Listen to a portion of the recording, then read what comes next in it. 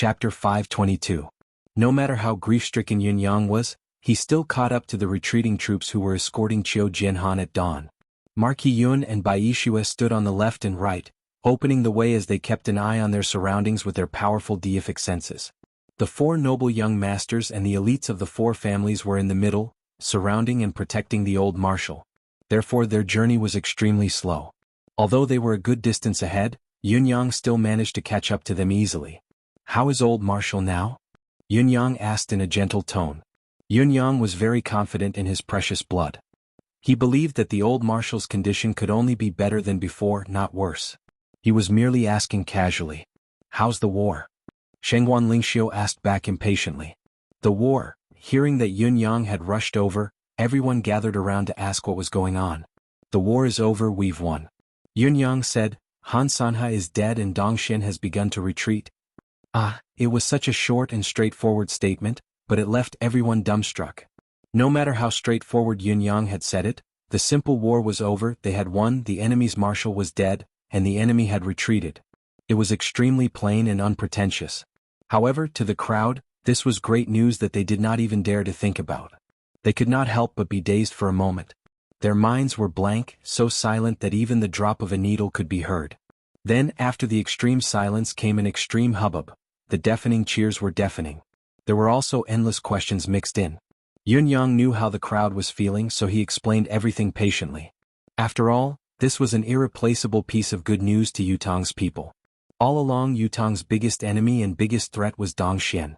With the continent's top general Han Sanhe and the Dongxian army, which was the most elite in the entire Tianshan continent, working together, they were an extreme threat. Now Han Sanhe was dead. The continent's top general, Tianshan's god of war, was dead. Simply put, the threat that Dongxian could pose was reduced by at least 80%. Hearing this great news, how could everyone not cheer and jump for joy?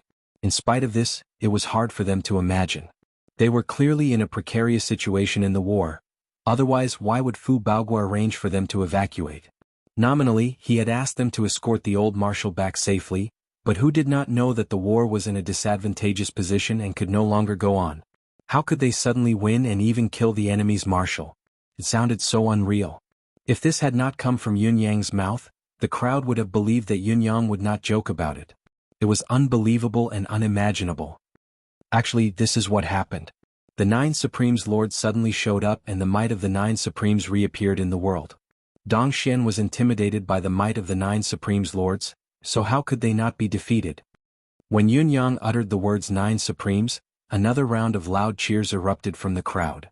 Shengguan Lingxiu's bright eyes stared at Yun Yang even more intently, a hint of a smile flashing across her face.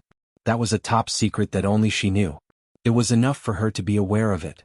In the end, Dongxuan's defeat was inevitable.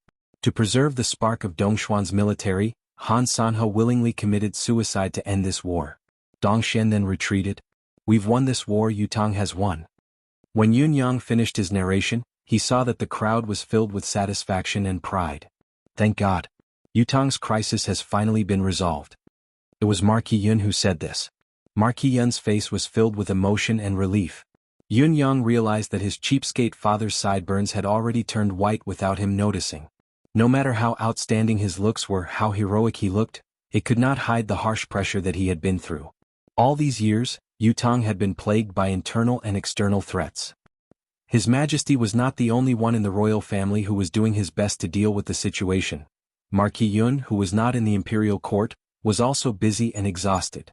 It could even be said that Yun Xiaoyao was more like a firefighter. If there was trouble in the east, he would go there. If there was trouble in the west, he would go to the west.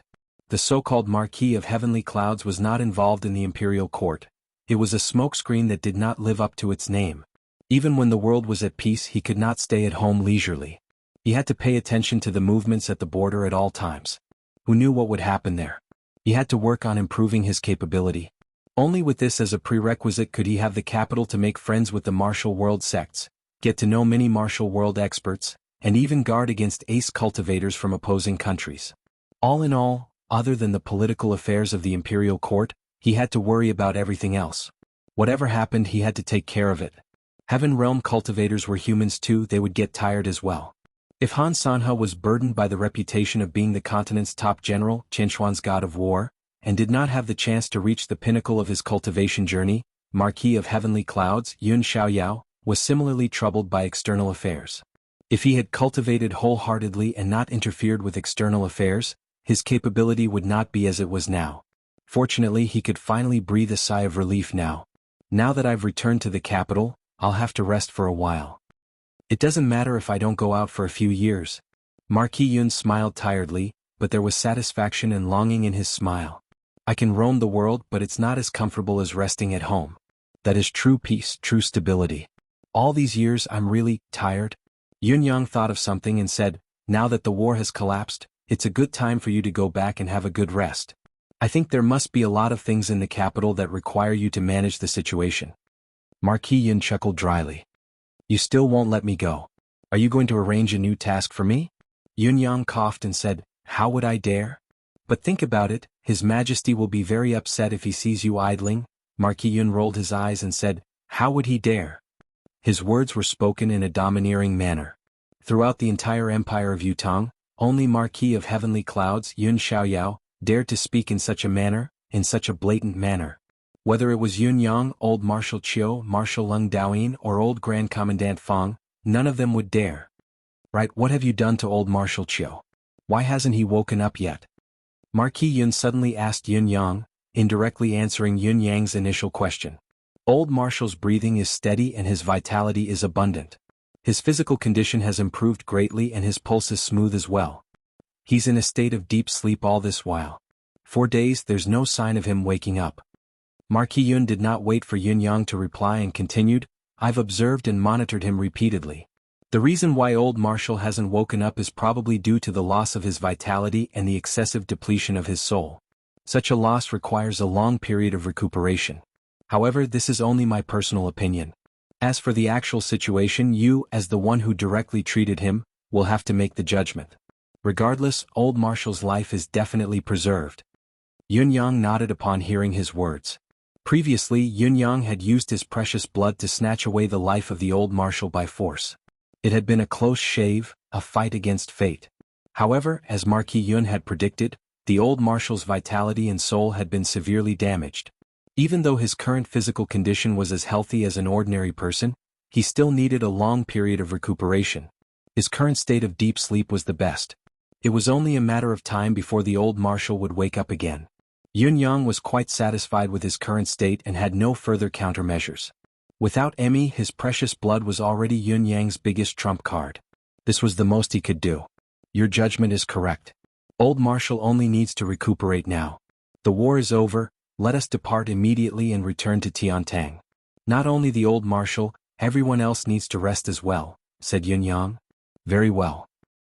Everyone was in a jubilant mood at this moment. The 800-mile express news of the victory was also on the way back to the place where it was reported at the first possible moment. Among the group, only Yun Yang and Marquis Yun had a slight frown on their faces, as if they were troubled. They were not excited by the news of victory. The group of people who were escorting the Old Marshal back was made up of the Shangguan family of generals, the 4 noble families, the residents of Marquis of Heavenly Clouds, and Old Marshal Qiu's personal guards. These people had high cultivation bases and abilities, but they were not good at foresight and planning ahead. Reminded by Yun Yang's words just now, Marquis Yun's heart that was filled with elation turned into an inexplicable heaviness. Currently, the siege of the 4 empires had been broken. It was basically the same as the world being at peace. The external threat had been removed, so Yutong could naturally return to a period of peaceful development and recuperation. However, it was precisely at this time that the situation might become more dangerous. This was because once the external threat had been removed, what was left was internal strife. Yutong's internal strife was inevitable. Even if the current emperor had recovered and was in his prime, many of the princes had already grown up. Now that the external threat had been removed, the problem that they had to face now was the appointment of a successor. This was a problem that could not be avoided, especially when Yutong was about to face a long period of peace. His Majesty was in good health, and his cultivation was not weak either. It seemed that he could still rule for a few more decades, but could the princes wait that long? According to Marquis Yun's judgment, they definitely could not. Then what they had to face was the change of Xiao Wall. Chapter 523. Perhaps the invasion of the army would cause the people to be plunged into misery, or even annihilate the nation, but as long as it was not completely annihilated, Yutong's internal core would be more cohesive, and there would be a day when it would regain its glory. However, internal strife that originated from within would not only cause the people to be plunged into misery. Each time the imperial authority was shaken, it would cause a massive reshuffle in the nation. Even when the matter had come to an end, there would still be follow-up matters to follow up on. Now that the external factors were gone and Marquis Yun had returned to Yutong's capital, His Majesty the Emperor would never allow his brother to stay out of the matter and be truly free and unfettered. Do you want to rest and not care about anything? How could it be so easy? Do you think that you can be free and unfettered just because you're called Marquis of Heavenly Clouds, Yun Xiaoyao? How could it be so easy? Marquis Yun could already foresee the mountains that he would have to carry on his shoulders when he returned to the capital. Yun Yang's considerations were similar to Marquis Yun's, but Yun Yang had considered more than Marquis Yun. This was because Yun Yang knew a huge secret that Marquis Yun did not. The eldest royal grandson of Yutong's current royal family, the only son of his elder brothers Supreme Earth and Supreme Water, Yu Qianquan. This was a matter of great importance. In fact, Yun Yang did not pay much attention to the prince's fight for the throne. Whoever was disobedient, he would just kill them. Yun Yang's thoughts were as simple as that. With Yun Yang's current cultivation base, there was no one in the entire Yutong who could stop him from doing anything. That's right, anything. To Yun Yang, as long as he was his backing, his precious nephew's throne would be secured. It was unshakable, so there was no need for him to pay too much attention to it. What he was really concerned about was something else. Old Dugu's revenge. He had to avenge this. He had to find the one with the surname Ouyang and target him. He had to return 10 or 100 times more of what old Dugu had suffered that day to that person. Other than that, there was a third matter, the Mai sect. Although his evaluation of the Mai sect had worsened due to the previous battle, he had made a vow to heaven, so he had to fulfill it no matter what. Since the Mai sect looked down on us and would rather break the vow to participate in the world hegemony, they had to bear the consequences. Let me spend some effort to help your Grandmaster clean up the sect. However, compared to the fourth matter, the first three seemed insignificant. The fourth matter was the one that had been on Yun Yang's mind. It had not been easy for him to incite the battle between the Bound of Universe's Lei family and the Four Seasons Tower, but why had there been no news of Lei Dongtian after such a long time? What the hell was he doing? No more revenge?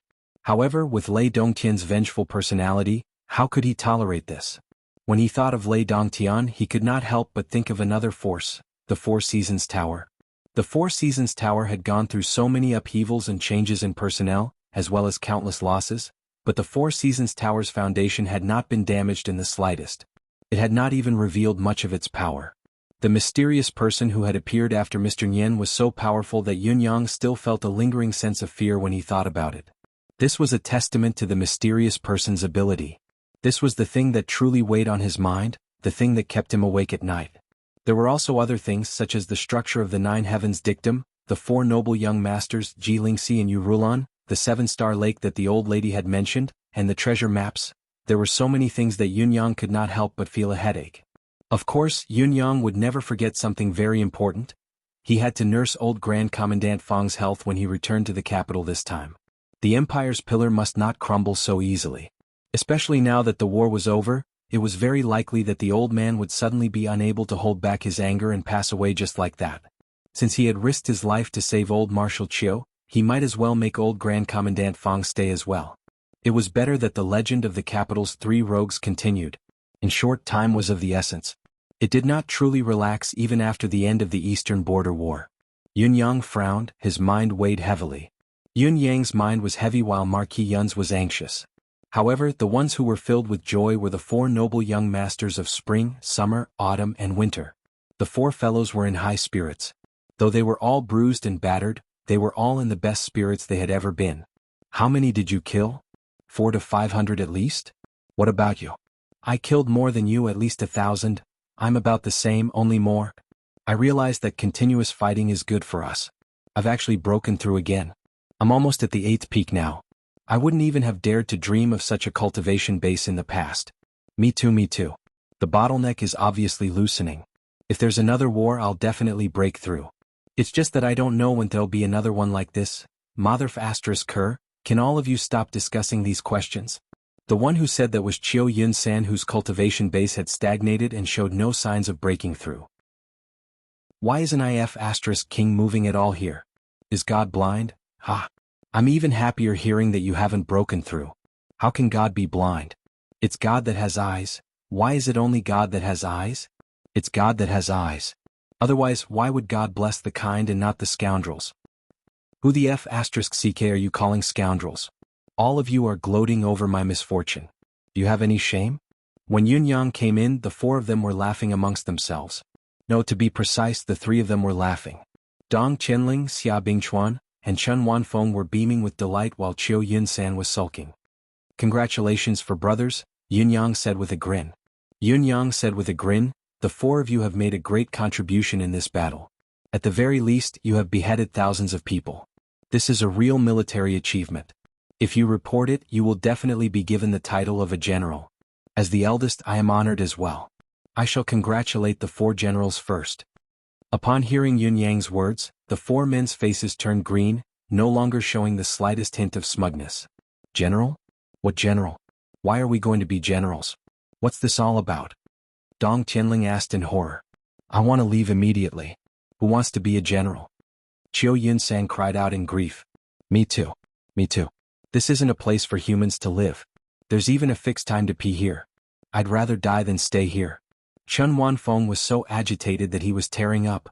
Whoever wants to be a general can be one. I'm not going to be one. Xia Bingchuan looked aggrieved. Once I think about living like this every day, your father feels that death is better than living. I'd rather be chased out without contributing anything than live like this, Dong Qianling said helplessly. Ha! Yun Yang guffawed. All right. Do you think I don't know what you're thinking? Just go on your way. Don't worry, I won't force you to enlist in the army anymore. Look at how scared you all are. How F asterisk king useless.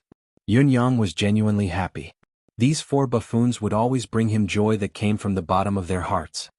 Really? Boss, are you serious? Chiu Yun-san looked at Yun Yang helplessly. But my uncle. Yun Yang shook his head and said with a smile, leave your uncle to me, your boss. Actually, none of you were as useless in this war as you've said. At the very least, you didn't run away even when you were in the most dangerous of situations. Instead, you did your best to protect old Marshal Chiu and fought on the front line. Everyone saw this with their own eyes. No one will ever think of you as the popinjays you used to be.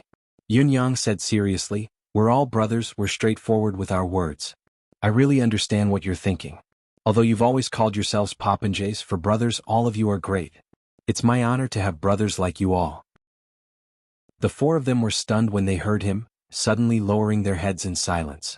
Dong Qianling chuckled humorlessly with his head hanging low. I didn't expect that in boss eyes, we're all great and even feel honored. You've overestimated us. Yun Yang chuckled and said, I know what you're thinking, but when you broaden your horizons, you'll realize that a mere family's power is actually nothing. I believe that all of you will have something much more powerful than this so-called family power that you value so much now in the future. The crux now is, do you all want to have it? Do you all want to walk out from where you are now and work hard to accomplish it? That's all. Just like how, if you didn't participate in the Eastern War personally, can you imagine that you can really be so valiant and not weaker than any of the brave generals on the battlefield? After saying these words, the tent suddenly fell into a deathly silence. Yun Yang retreated quietly. Just like what Yun Yang had said, the four noble young masters were definitely not popinjays like they appeared to be. They might be slippery, cowardly, or they might have all sorts of flaws, but there was one thing that Yun Yang admired the most about them and was willing to get close to them. Their blood was still warm. Their hearts were still warm. They still had dreams. They had the spirit of brotherhood. If all of you can figure it out yourselves, then perhaps I can give all of you a life that's completely different from the past. Yun Yang thought quietly in his heart, if all of you can't figure it out and don't want to walk out, then there's nothing I can do. I'll still give all of you the greatest assistance when you need it. I thought I wouldn't see anyone as a brother anymore. It turns out that there are still friends in this world that I acknowledge and are worthy of being close to. Chapter 524. In the other tent. This tent was tightly sealed and the entrance was heavily guarded, as if they were facing a formidable enemy. The battle was officially over. Ji Lingxi and Yu Rulan boiled 2 pots of water at once to clean themselves thoroughly before checking the wounds on their bodies. Throughout the series of battles, the 2 girls had fought with all they had, never wanting to fall behind. Naturally, the wounds they had sustained were not few. Although they were not fatal or crippled, To girls who were born with a penchant for beauty, even a single scar on their bodies was an unbearable agony. Now they had to wash themselves to see if the scars would affect the beauty of their skin and if they could be removed completely. From head to toe, from arms to legs, from chest to back, Yurulan's sighs could be heard incessantly. There's a scar here on my shoulder. Sigh, it's quite deep. Even if it heals in the future, it'll still leave a scar. Sigh. There's another one here on the collarbone. I'm so mad. There should be 3 on the back. Why is there 1 on the lower abdomen? I'm so mad. I'm so mad. There's 1 on my butt as well. There's 1 on my calf. Linksy, I'm so mad. Look at the ones at the back, can they be removed? I'm so mad. Yurulan nagged, frantic and exasperated, no longer as calm and composed as she usually was. It seemed that beauty was indeed what women cared about the most. It was useless no matter how beautiful they usually were. However, she did not hear any movement from Ji Lingxi after nagging for a long time. She could not help but raise her head. You. Suddenly she cried out, You? How did you? Ji Lingxi, who was standing opposite her, was also shocked. She was so shocked that she could not speak, completely dumbfounded. Arg? Yurulan stared at Ji Lingxi in front of her, almost going mad with jealousy. She sprung up from the basin and pressed Ji Lingxi into the water. You. I remember that you were injured more than me, much more. Why aren't there any scars on your body? Not even a little bit? I don't believe you. Let me take a closer look and check. Turn me over. Let me see. Ji Lingxi pressed her hand against her chest and said meekly, I don't know. I've really been hurt before. Arg? Yurulan cried out in jealousy. This was because Ji Lingxi's body was as smooth as a sheet. There was not even a scratch on her. Yes, even just a little bit. It was even more tender and smooth than a newborn baby's, perfect and flawless. It was as if she had never suffered any injuries since she was young. Not even a trace of martial arts practice could be found on her body. Yurulan's eyes almost popped out of their sockets as she searched carefully, her gaze filled with disbelief and disbelief. She remembered clearly that when Ji Lingxi was surrounded by the enemy with her, there were many times when she had seen Ji Lingxi injured with her own eyes, with blood splattering and wounds all over her body. When it came to killing the enemy, Ji Lingxi was more desperate than he was. Naturally, she had suffered more injuries than he had, much more. Just now, Yurulan was still thinking about how to console Ji Lingxi about not caring about the scar. Would it be better if she appeared more concerned about it? Who would have thought that she would be the one who was deeply agitated? No, she was the one who had suffered the most severe injury. There was not even a wound the size of a strand of hair on Ji Lingxi's body. Faced with such a cruel reality, Yurulan broke down. She was extremely doubtful of her own eyes. Could it be that he had seen wrongly back then? However, the arrow that day had clearly hit Lingxi's shoulder. He had fought the enemy with all his might, then pulled the arrow out and tended to Lingxi's wound. Although the wound was not fatal, it was a deep one. Ji Lingxi was fine, but he was already distressed by it. How could it be now? How could it be now? There was also the saber mark. The wound was clearly on Ji Lingxi's upper arm. Her arm had almost been chopped off. It was also the wound that she had bandaged. It could not be a serious injury. Where had the saber mark gone? That strike, what was going on now?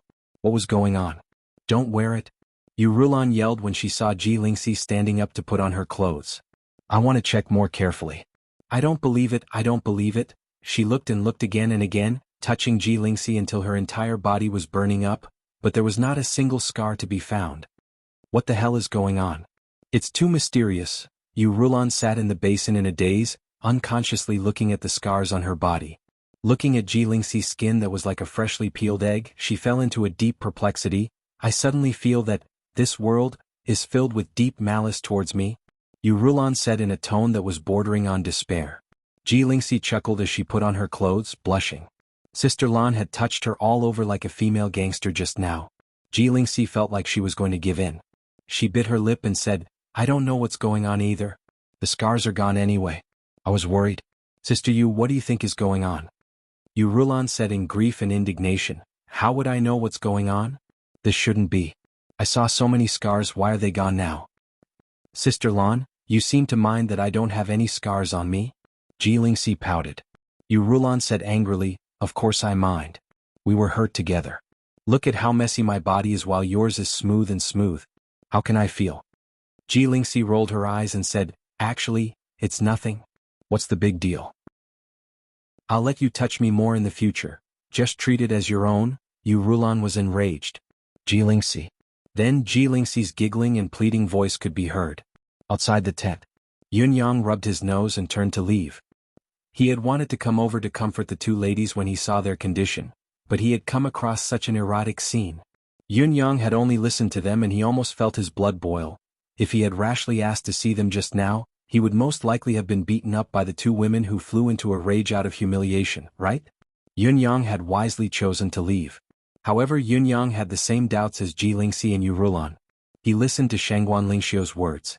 Go and take a look at Lady Ji and Lady Yu.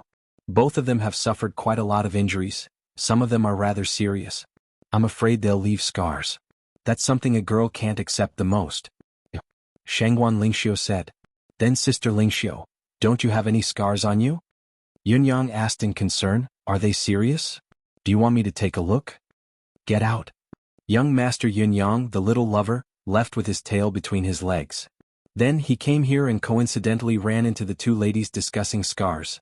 Therefore, young Master Yun did not even go in this time and left with his tail between his legs. Yun Yang believed that if he had gone in, the treatment he would receive would not be any better than what Shangguan Lingxiu had told him to get out. Perhaps it would be many times worse. Chapter 525. Lingxi. Young Master Yun, you have to hold on tight. I think things aren't looking good. This lady Shangguan is a great threat to you, a formidable foe, Yu Rulan whispered into Jilingxi's ear, wrapped in the blanket. How can I hold on tight to such a thing? Jilingxi was annoyed at the mention of it. That Yun Yang is a block of wood. He doesn't know how to flirt at all. He doesn't know, he doesn't understand, no. Also, we have to look for Supreme Cloud quickly, to find out about your brother's whereabouts. Yu Rulan's eyes glinted with hope. Maybe, your brother isn't dead yet? He's one of the 9 Supremes, how could he die so easily? Yes. Jilingxi nodded vigorously. If we can find him this time? Yu Rulan bit her lip and said, I won't go anywhere. I'll stay by his side. There's no need for any ceremony, wedding, anything. I won't think about family, anything. I'll just keep him company until the end. He wants to be one of the 9 Supremes, he wants to contribute to the country, I'll be by his side. When he's tired, I'll roam the world with him, roam the sea of consciousness. When he wants to settle down, I'll find a quiet place to live in seclusion with him, the man farming and the woman weaving. Yu Rulan's eyes were filled with longing. Jilingxi felt a pang in her heart as she hugged Yu Rulan and said sincerely, brother will definitely be fine. He has such a good sister-in-law waiting for him, how can anything happen to him? He'll definitely reunite with us. With you waiting for him, he won't dare to let anything happen to him. Yes, he'll definitely reunite with us. Yu Rulan's voice sounded like a prayer, like an affirmation, but there was also an endless sense of melancholy. Early in the morning, Yun Yang rode on ready, leading the way in the front. It felt more like he was running away, as if he wanted to get away from the group as soon as possible. It was a pity that he was caught by the latecomers before he could run more than 10 miles. Jilingxi and Yu Rulan stood in front of the horses with frosty expressions. What a coincidence. Yun Yang chuckled dryly and said, to be able to meet 2 beautiful ladies on such a chaotic journey, it is truly a blessing from the heavens. Yu Rulan's expression was icy. You're lying through your teeth. Weren't you the one who caused this bluish-black stain on our faces that can't be washed off? May I ask, where did young Master Yun's beauty come from? How can this be considered as God's blessing? Yun Yang chuckled and said, both of you ladies are beautiful like deities. You're only slightly blemished, what's there to speak of?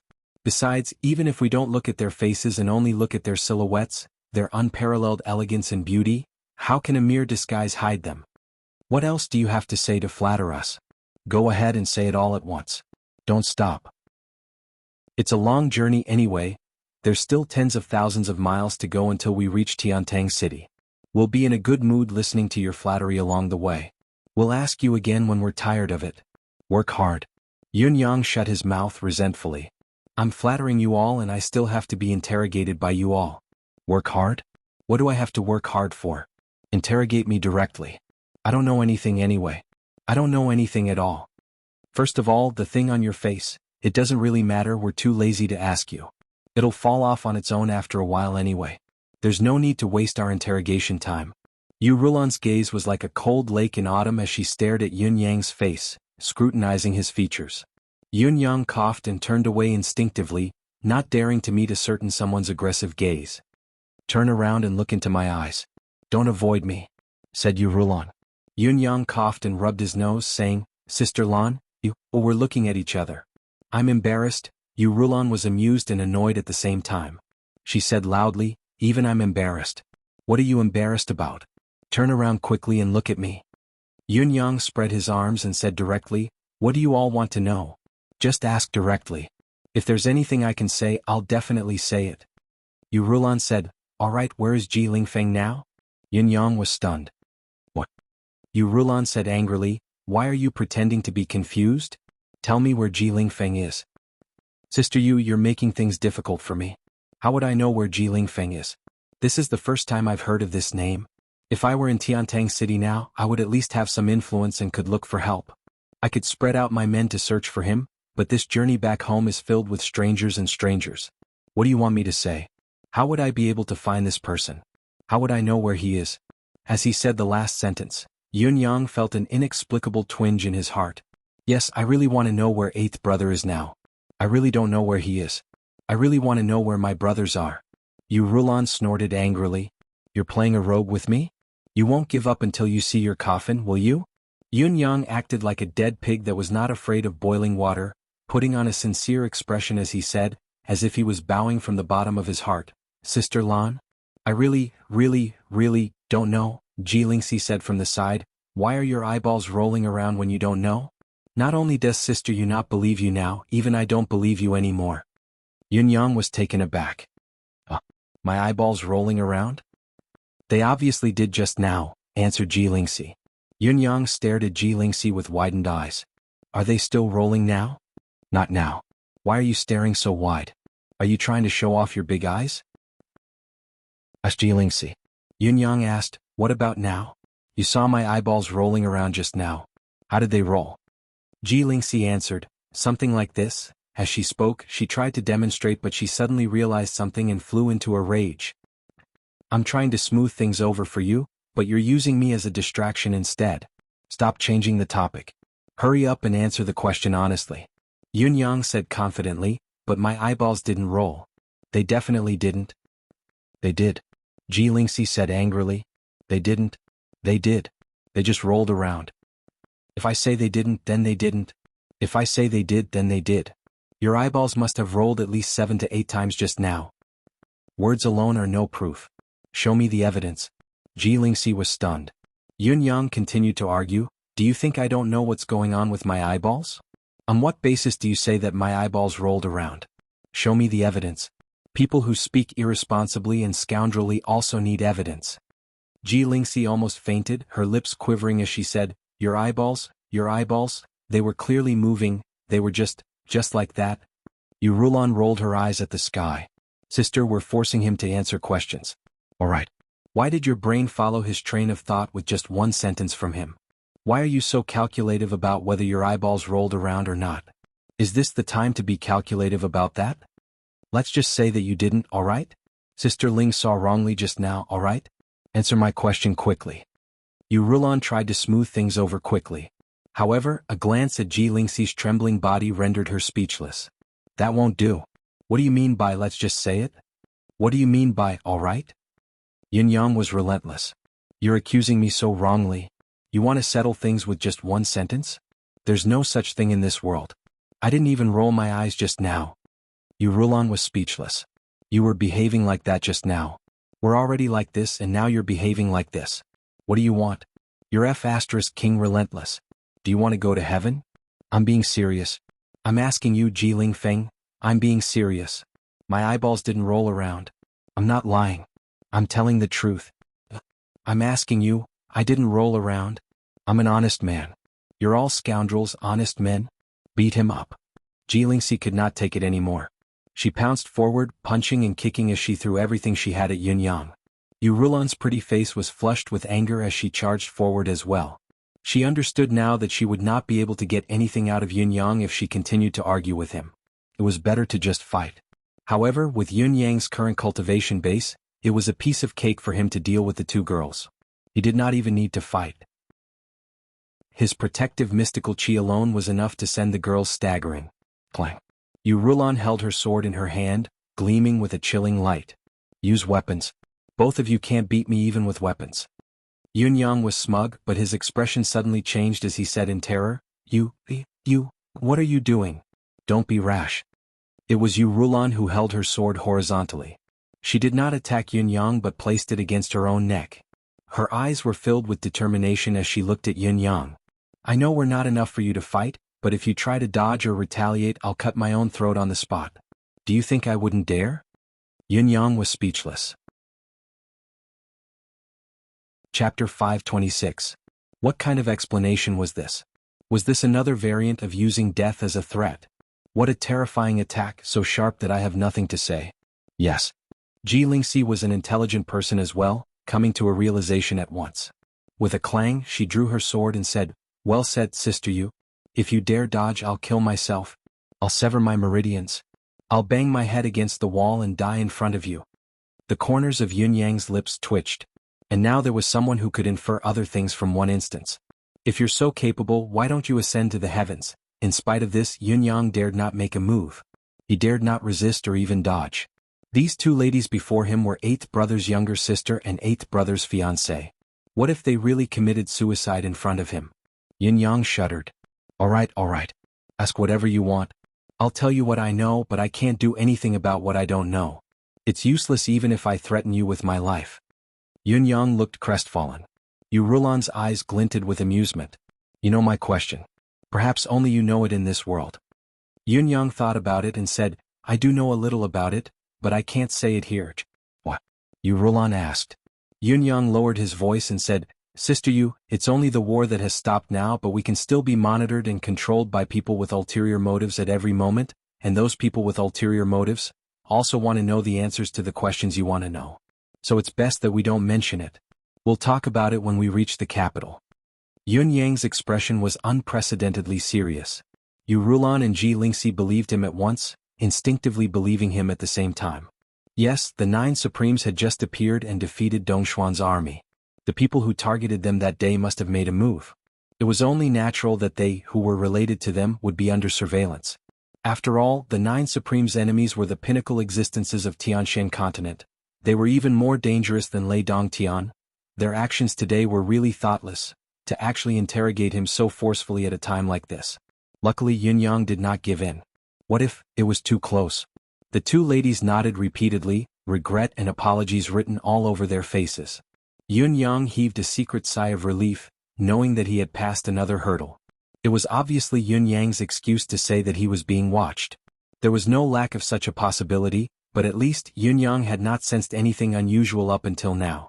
If there was someone with ulterior motives, the information that Yu Lingxi had revealed just now was already too much for them to make a move on the spot. The most important reason for Yun Yang to say so was that he had yet to think of how to say it. If he told them the truth, he believed that the two women would definitely not be able to accept it. But what should he say, what should he do, and what should he do? Yun Yang's mind was a mess. He could not make up his mind no matter how much he thought about it. There was still a long way to go to Tiantang City. With this buffer time, perhaps it would be enough for him to think of an excuse and how to deal with it. Yun Yang sighed inwardly. The road ahead was long and full of obstacles. Brothers, how many unexplainable questions have you all left me? But I don't dare to offend anyone. How unlucky. Right after Yun Yang left the Fortress of Resilience, the Western troop that had come as reinforcements officially bade farewell to Fu Baogua and returned to the western border. At this moment, every man in the Western troop was carrying at least one bundle on his back, piled high on his back. Some of them were even carrying more than 10 bundles on their backs. The whole troop was like this, and it was a sight to behold. Of course, there were also soldiers who did not carry parcels. They were all injured, and their injuries were not light, making it difficult for them to move.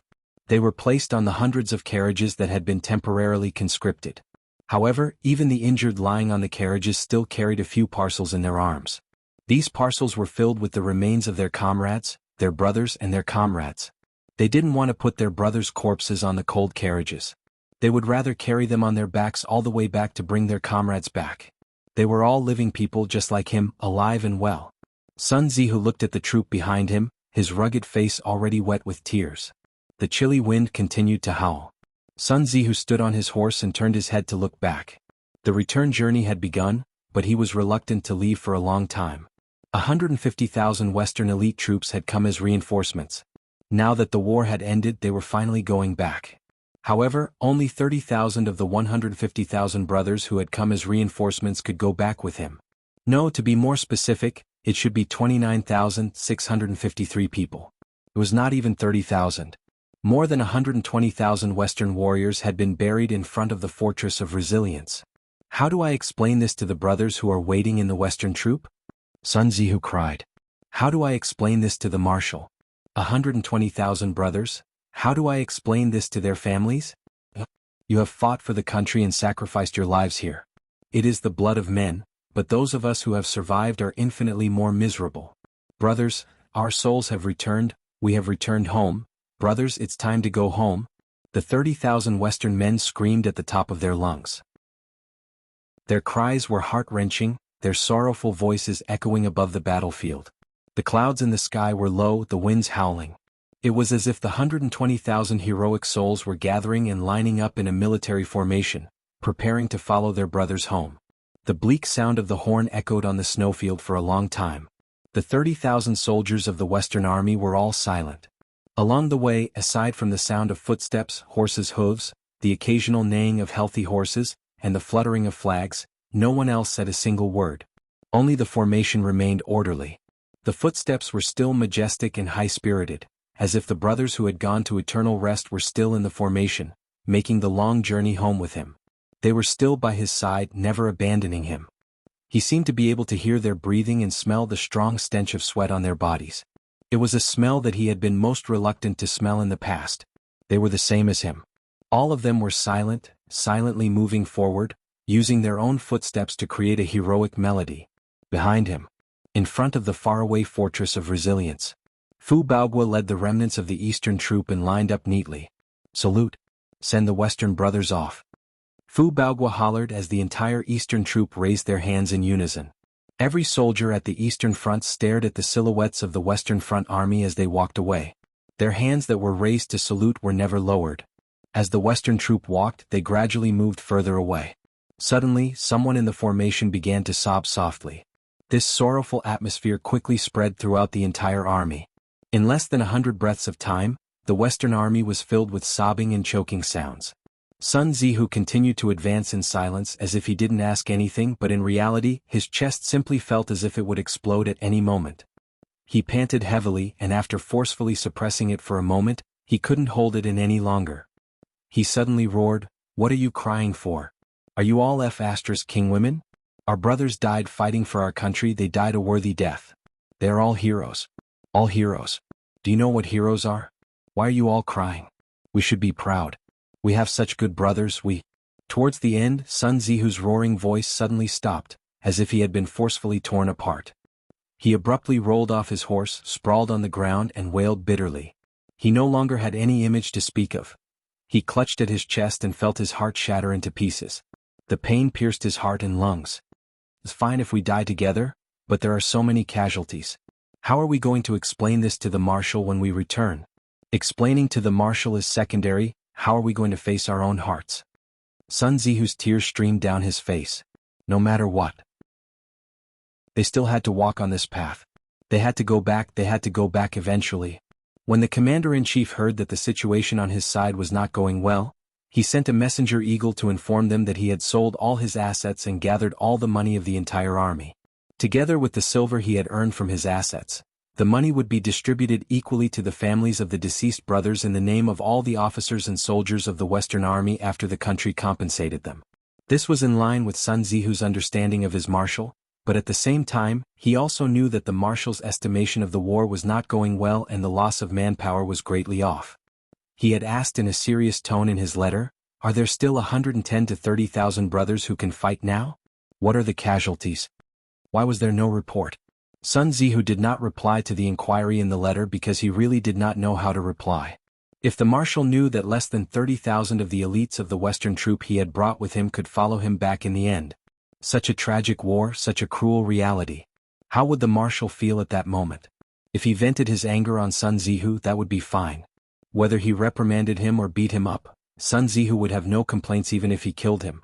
What he was afraid of was that the commander, who had a fiery temper and loved his soldiers like his own children, would vomit blood on the spot and faint. Sun Zihu's eyes were streaming with tears, his heart was weeping blood. It was better to send his brothers back first before anything else. When they entered the territory of Yutong's border, the towns and cities along the way gradually increased and became denser. Whether it was Yunyang and the western troop, when they passed by, there were countless people waiting at the entrance of each town or city, even if they did not take the same route. There were the elderly, children, women, and the young among the people waiting. They had prepared delicious dishes and boiled hot water. When they saw the army coming from afar, they went forward spontaneously to deliver food, drinks, and clothes to the soldiers. They had given them the best consolation they could at the moment. There were also people who looked worried as they asked carefully, "Sir, do you know how Yutong's eastern troop's third troop is doing? My third son is there. There's no news until now. I know I shouldn't ask about this. One should be fearless when fighting for the country, but I just want to keep this in mind. General, do you know about the fourth troop of the Steel Cavalry? My husband is a centurion in the Iron Cavalry. Right now although no news is good news, we still need some concrete news. Only then can we be at ease, isn't it?" A beautiful young married woman with a protruding belly nervously asked. "General, do you know Lu Sanhu?" A young girl with a delicate and pretty face was flushed as she rubbed her braid. "I'm his fiancée. His parents are old and they can't walk properly. I will be thick-skinned and ask if he's doing well. I've promised him that I'll get married when I come back." The girl was as pretty as a flower, her cheeks flushed and her eyes watery. She was bashful, but she asked bravely. Her gaze was filled with longing, it was longing for married life. Yunyang felt like his chest had been hammered. "Sir, do you know? Sir, do you know? General, do you know?" Countless people approached cautiously, their faces ingratiating but their eyes were filled with apprehension. Their questions were so humble. Even their voices were trembling when they asked. They were eager to know the answer, but there was fear flickering in their eyes. While they were eager to hear news of their loved ones, they were also afraid of hearing bad news. Yunyang and the rest were silent, not knowing how to answer. Yunyang and the rest were silent, not knowing how to answer. Countless veterans who were carrying parcels on their backs tried their best to hide the parcels, hunching their backs as they hid them in their arms. "We've won. Dongshan has been defeated and has retreated. The news of your families will come soon. They're all good men who protected their homes and country. We've won. Dongshan has been defeated, they've retreated. News of your families will come soon. They're all good men who protect their homes and country." Marquis Yun pacified them. "There are too many people participating in the Eastern defense this time.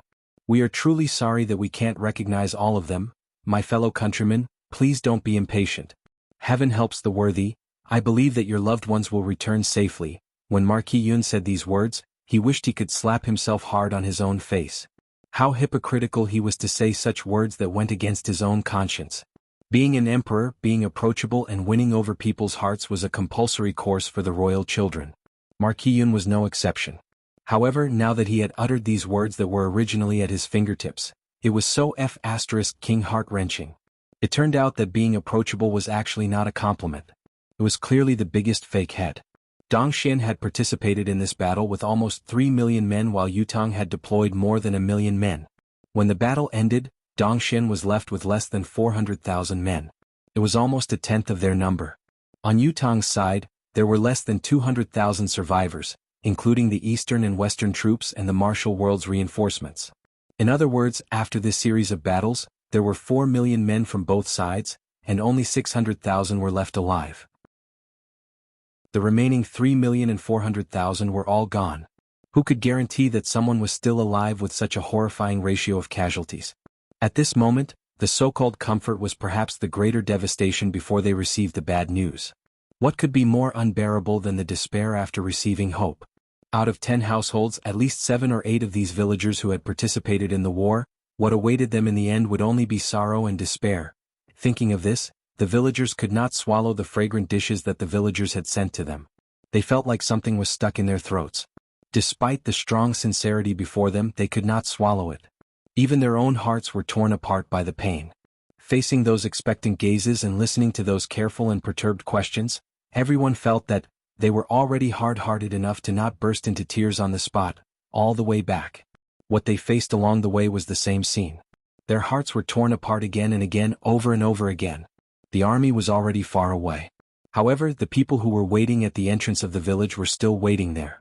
They looked at the road in the distance in a daze, hoping that in the next moment their sons, their brothers, their husbands, would gallop over, covered in dust, and announce to them, "I'm back." They were waiting. Today 4,500, not even 2 chapters. Chapter 527. The news of the Eastern Front's victory had been relayed back to the capital city. His Majesty was overjoyed when he heard the news. He had long predicted that the Eastern Front would not fare well and had even thought of personally leading the army to support the Eastern Front. However, old Marshal Chiu had already taken most of the elites in Tiantang City, including the royal guards. Even if he were to lead the army personally, there was no one else he could use. In addition, the timing of the 4 countries' attack was too sudden. Even if there were reinforcements in Tiantang City, it would be beyond their reach. Unexpectedly, the final report from the Eastern Front was a complete victory. Even Dongshuan's Marshal Han Sanhe had died on the spot. This result was a long sigh of relief for Yutong's emperor. However, he was silent for a long time after asking about the casualties on his side. It had only been a short war of 2 to 3 months, but millions of warriors had died in the battle? Even if he was the ruler of Yutong, the emperor who held the entire world in his hands, he could still feel the throbbing pain. The pain was excruciating. Millions of warriors. His Majesty heaved a long sigh, tears welling up in his eyes. All the warriors who perished in the battlefield were loyal warriors who protected the country. On the day of victory, I shall welcome them 100 miles out of the city. I shall welcome these warriors personally. I wonder how old Chiu is doing now. Inform the Board of War and the Board of Revenue to reward the meritorious officials handsomely. As for the warriors who perished in the battle, give them the highest standard of pension. I shall be personally involved in all matters related to this war. Inform the Board of Appointments that they shall not be stingy in rewarding the meritorious warriors. Inform the Board of Rights to welcome the meritorious warriors back to the imperial court with the highest scale. It must be done quickly. I shall host this welcome personally. Announce this great news to the world. Order the Ministry of Justice to launch a nationwide crackdown, focusing on the bullies and hooligans who run amok in the villages. Those who bully the families of the fallen soldiers will be punished 3 times more severely. There will be no leniency and no pardon. His Majesty was a military man who had come from the military. He knew very well what the warriors needed the most. He knew what he wanted the most, what the soldiers were most worried about, and what the dead heroes missed the most. Therefore, his first reaction after receiving the news was to start from the most practical direction. The last order to convey the Ministry of Justice's decree was personally written by the emperor and stamped with the imperial seal. He also stamped his own personal seal under the imperial seal. This was a unique exception in the process of drafting imperial edicts. This seemingly unceremonious action clearly revealed His Majesty's attitude towards this matter. He wanted to use his actions to show that he wanted all the officials in the world to know that he wasn't just talking about this matter, but was personally supervising it. Anyone who dared to abuse the law for personal gain would not only face punishment from their superiors, but also the wrath of His Majesty. If you want to act rashly, come at me. Who would dare to bear the wrath of the emperor? Once the emperor was enraged, corpses would float for 1,000 miles. From today onwards, build a heroic spirit shrine. From today onwards, the Hall of Meritorious Service shall be rebuilt. From today onwards, the national liquidation will begin. His Majesty's series of orders almost drove the eunuch to death. His Majesty's tone was especially harsh when he said the last 4 words, national liquidation.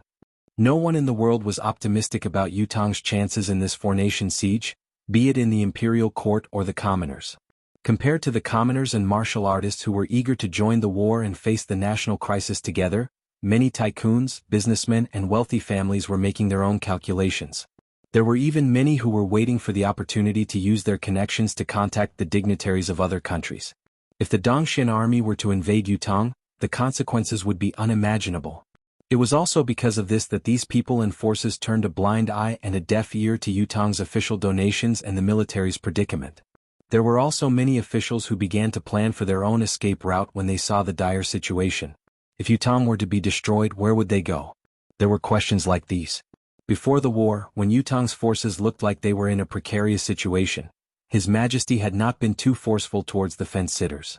Firstly, he was afraid that it would incite a revolt among the people, both internally and externally. Secondly, even His Majesty thought that it was understandable for them to seek a way out under such circumstances. Although he was furious, annoyed, and eager to kill them, these people had yet to do anything that would truly bring disaster to the nation and its people. If Yutong were to be destroyed, then let those who had already found a way out go. Why must they be exterminated? They were his people after all. It was better to leave them a way out. However, the situation now was completely different. His Majesty was exceptionally clear about one thing: Yutong's eastern front had defeated Dongxian, the four-nation siege had been completely broken, and even the continent's top god of war Han Sanhe had been killed. Did it not mean that Yutong would unify Tianxian and become the once-in-a-lifetime hegemon? It was no longer a joke. It was already here. This opportunity was about to be grasped in his hands. There was no need to be merciful to those who were disloyal and unjust to the nation. Mercy would only leave a hidden threat, a scourge. Therefore His Majesty began to punish them heavily. How did the saying go again? One must first pacify the internal affairs before dealing with external affairs. His Majesty wanted to ensure that Yutong was a complete piece of iron when he sent out his troops to conquer the world. Therefore, these unstable factors had to be eliminated early, or at least they had to be pushed out. If these people were to be left alive, their current channels could very well become channels for leaking military intelligence when the war broke out in the future. Perhaps, it would be easier for spies from other nations to break through. An emperor who did not keep secrets would lose his official. An official who did not keep secrets would lose his life. One who did not keep secrets would cause harm. It was necessary to take precautions. On the way back, Yunyang had executed His Majesty's edict that had yet to be conveyed thoroughly. He was even more thorough than what the edict had said, turning into 3 gods of slaughter together with Fang Mafei and Bai Yixue. Yunyang had even instigated his cheapskate father. Every time the 4 experts, including Marquis Yun, arrived at a place, they would send out their spies to scout out all the local ruffians and gangsters within a 1,000-mile radius. They would then follow the map and kill them. Who were Yunyang and the other 3 experts? 4 Heaven Realm cultivators. They represented the highest achievement of Yutong's cultivators. The targets they targeted would only have death awaiting them. There was no chance of survival. The bullies who usually ran amok in the villages and preyed on the people could not even wait to be punished by the nation's law. Their heads had already rolled to the ground. 90% of these people's family assets had been plundered. With Yunyang and the other status, they really should not have resorted to such barbaric, unreasonable, bloody, and cruel methods. In spite of this, Yunyang had made up his mind to continue the massacre. He knew that these people were the root of Yutong's cancer that needed to be eradicated. These people were tyrannical and unscrupulous to their own people, but they were servile and spineless to the outside world. This was the classic example of bullying the weak and fearing the strong. After this war, there would be many more lonely old people, orphans, and widows in the country. They would lose their protection after this war because they had lost the pillars of their families. Perhaps, for a certain period of time, no one would dare make a move against them because of their heroic aura. However, after a period of time, these people would definitely be reduced to the lowest rung of society. They would be bullied and humiliated without any ability to fight back. Humans had always been the most forgetful and forgetful animals. Everything was over once a person was dead. These 5 words were never just for show. Therefore, Yunyang was willing to lower himself to be an executioner, the kind of executioner who was merciless and merciless. Chapter 528. As Yunyang's targets were too broad, even Marquis Yun felt his hands going soft from the killing. However, Yunyang still collected information with a steely expression and urged the few of them to go out to kill and plunder every night. Isn't it a little too extreme? Not everyone with a bad record has to be killed, right? Marquis Yun grew increasingly uneasy and tried to persuade Yunyang more than once. A dog can't change its spots. Even if we know that some people can change, what if they don't and cause trouble in the future? I'm not willing to bet on what if, because we might not notice or encounter these things in the future. It's better to nip it in the bud. Although we bear this bad reputation today and bear many sins, we can let millions of orphans and widows who died in the war live in peace for at least 8 to 10 years. With this buffer time, it'll be enough for the children to grow up and become the new pillar of the family. Yunyang said faintly, even if I can't bear to do it, even if it's too harsh, even if many of the targets don't deserve death, it's better to kill them all. At least it can put the souls of those who died in the war at ease. That's enough. That's why I kill without any psychological burden. There's another reason. Yutong has been at war for years and the treasury is empty. After this war, I'm afraid the treasury won't even be able to fork out enough compensation, let alone more rewards. Yunyang said, we'll kill and plunder along the way. When we return to the capital, we'll be able to contribute at least hundreds of millions of silver taels to the treasury. With this additional sum of money, we'll be able to solve the treasury's urgent need. Marquis Yun chuckled dryly. It's not just urgent. We've only walked less than 3,000 miles, but the silver taels we've plundered have already reached as high as 70 million silver taels. The further we go, the wealthier the targets we target will be. Not to mention the places near the capital, there will be hundreds of millions of them. We won't be able to stop them at all. It's better if we can't stop them, the more the better. Yunyang said faintly, Marquis Yun, I don't know if you've seen it, but usually in a village the family of such a bully is usually much wealthier than the average family. How much of it is the blood and sweat of the people? I don't know if you've ever thought about this. It is precisely because these people are hated and feared by everyone that it is easy for them to do anything, almost without any scruples. That's why they amassed so much wealth in such a short period of time. These years, morals have been deteriorating day by day. People are no longer what they used to be. There's a saying going around in many places. Yunyang was silent for a moment before he said, murder and arson have gold belts, repairing bridges and paving roads leaves no corpses. Hearing this, Marquis Yun could not help falling silent. That was because he had heard these two phrases not just once, but countless times in his travels. What kind of resentment and helplessness must there be to spread these two phrases among the people? Yunyang said coldly, accumulating virtue and doing good are actually not as good as bandits and tyrants. Repairing bridges and paving roads is nothing compared to arson and murder. The appearance of this phenomenon in itself is a kind of moral decay of the entire country. And the people we've killed are only the first of these two sentences. Yunyang said, our bloody massacre this time is indeed using violence against violence, but it will also tell the people that good will be rewarded with good and evil with evil. It's not that retribution hasn't come, it's that the time hasn't come. We'll let the people know that there are still benefits to accumulating virtue and doing good, repairing bridges and paving roads. Although God can't see it, there are still those in power or heroes who can. This is the main reason why I've persevered in my massacre this time. I'll use blood and slaughter to tell our people that God has eyes. In the distant imperial court, there's another pair of eyes watching over this world. There will never be a situation where the emperor is far away. Yunyang lifted his gaze and looked at Marquis Yun.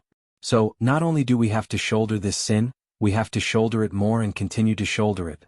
Marquis Yun's emotions turned to agitation as he panted heavily and said in a low voice, that's right. That's right. We have to shoulder it. More of it. God may forgive us, but we won't. He looked at Yunyang with unusual relief and said ruefully, Yunyang, tell me, if you were really my son, how great would that be? Yunyang pursed his lips and said, forget it. You don't even have a wife now. Isn't it too much to worry about your son? Marquis Yun was exasperated. Could he not be so harsh with his words? However, Marquis Yun, who no longer bore any psychological burden, had a swift change in attitude. He was initially hesitant, but now he was ruthless and merciless as he went on a killing spree. What Yunyang could not stand the most was that Marquis Yun had turned into a miser. How much did you rob today? Marquis Yun asked Bai Yishue, where's the silver? Where is it? Give it to me. All of it. What about you? Where did you rob it? Give it to me. All of it. And you? Marquis Yun looked at Yunyang. The houses in the direction you're heading to are the richest. Take it out quickly, don't pocket it, understand? Yunyang, Bai Yishue and Fang Mafei were speechless. Do you know that our plan of robbing the rich to give to the poor has already collected 65 million silver taels? Marquis Yun looked excited. Even when the national treasury was at its most abundant, there wasn't so much money. It's really a lot of money? Yunyang was speechless. Robbing the rich to give to the poor? Robbing the rich is true, but does your so-called giving to the poor really work? Who are you giving to? All the money is still in your pocket, not a single cent less. Are you that poor? Marquis Yun's current state is indeed very poor, a very talkative one. Marquis Yun was showing a side of him that no one knew about, calculating his debts. We're still 3,700 miles away from Tiantang City. Let's work harder and try to work overtime within these 3,700 miles. Our target is 100 million silver taels. You must accomplish this goal. Even if you don't sleep, rest, you must achieve it. It doesn't matter if we kill a few more people. These people should have been killed a long time ago anyway. We must be careful when we kill them and confiscate their possessions. Don't miss out on any treasures. Yunyang felt ill all of a sudden. What we're doing is for the benefit of the nation and its people, alright? Why does it sound like we've all become thieves all of a sudden? Thieves with strict discipline at that? Hearing Marquis Yun's declaration, the group's enthusiasm, especially the sense of achievement of serving the nation and its people, was immediately reduced by half. It was rather dull now. When you're arranging the search list, why don't you expand the scope of the operation to 2,000 miles? Marquis Yun said excitedly, only 1,000 miles is too small. We'll have to put in a little more effort, but the benefits are obvious. Lots and lots of money. Oh my god, where did the previous Marquis Yun go? Help. Yun Yang felt like he was trapped in a cocoon of his own making. He was digging his own grave. He couldn't bear the consequences of his own actions. When the time comes, throw this money in front of His Majesty. He'll die of joy. Marquis Yun guffawed. What if he asks you where the money came from? Will you tell him that you've killed tens of thousands of people along the way for this money? Yun Yang asked. He'll definitely punish you. Punish me? Would he dare to punish me? Marquis Yun pursed his lips. We're born from the same root. He's the emperor while your father is wandering the martial world and suffering. I've only seen my biological father once in my lifetime and he was king indifferent. Until now, I'm still doing my best for him and my identity can't even be exposed. Would he dare to punish me? If he dares to punish me, I'll swap places with him. I've spoiled him so much that he dares to punish me. Doesn't he know who your father is? Marquis Yun was furious. Yun Yang was speechless. Who can tell me where the elegant and carefree Marquis beyond the heavens, dressed in green, has gone? Chapter 529. Tiantang City, on the other hand, was also in a state of sorrow and joy. Countless citizens were anticipating the return of the victorious team. They hoped for the return of the victorious team. But in their hearts, there was an indescribable worry and apprehension that lingered in their hearts. How were their relatives in the army now? Were they safe and sound? In spite of this, there were more people who were overjoyed, the joy of victory and the relief of no longer being threatened. That was a complete relaxation of the body and mind, a complete safety. The so-called peace and joy was nothing more than this. The entire Tiantang city was decorated in red. The city gates were filled with gongs and drums as troops prepared to welcome the victorious warriors returning from the battlefield. A long red carpet was laid all the way from the city gates, stretching endlessly into the horizon. On this day, His Majesty personally led the civil and military officials to welcome the return of old Marshal Qiu Jianhan. It was no longer a simple greeting at the city gates this time. It was not a greeting 10 miles away but 100 miles away from the city.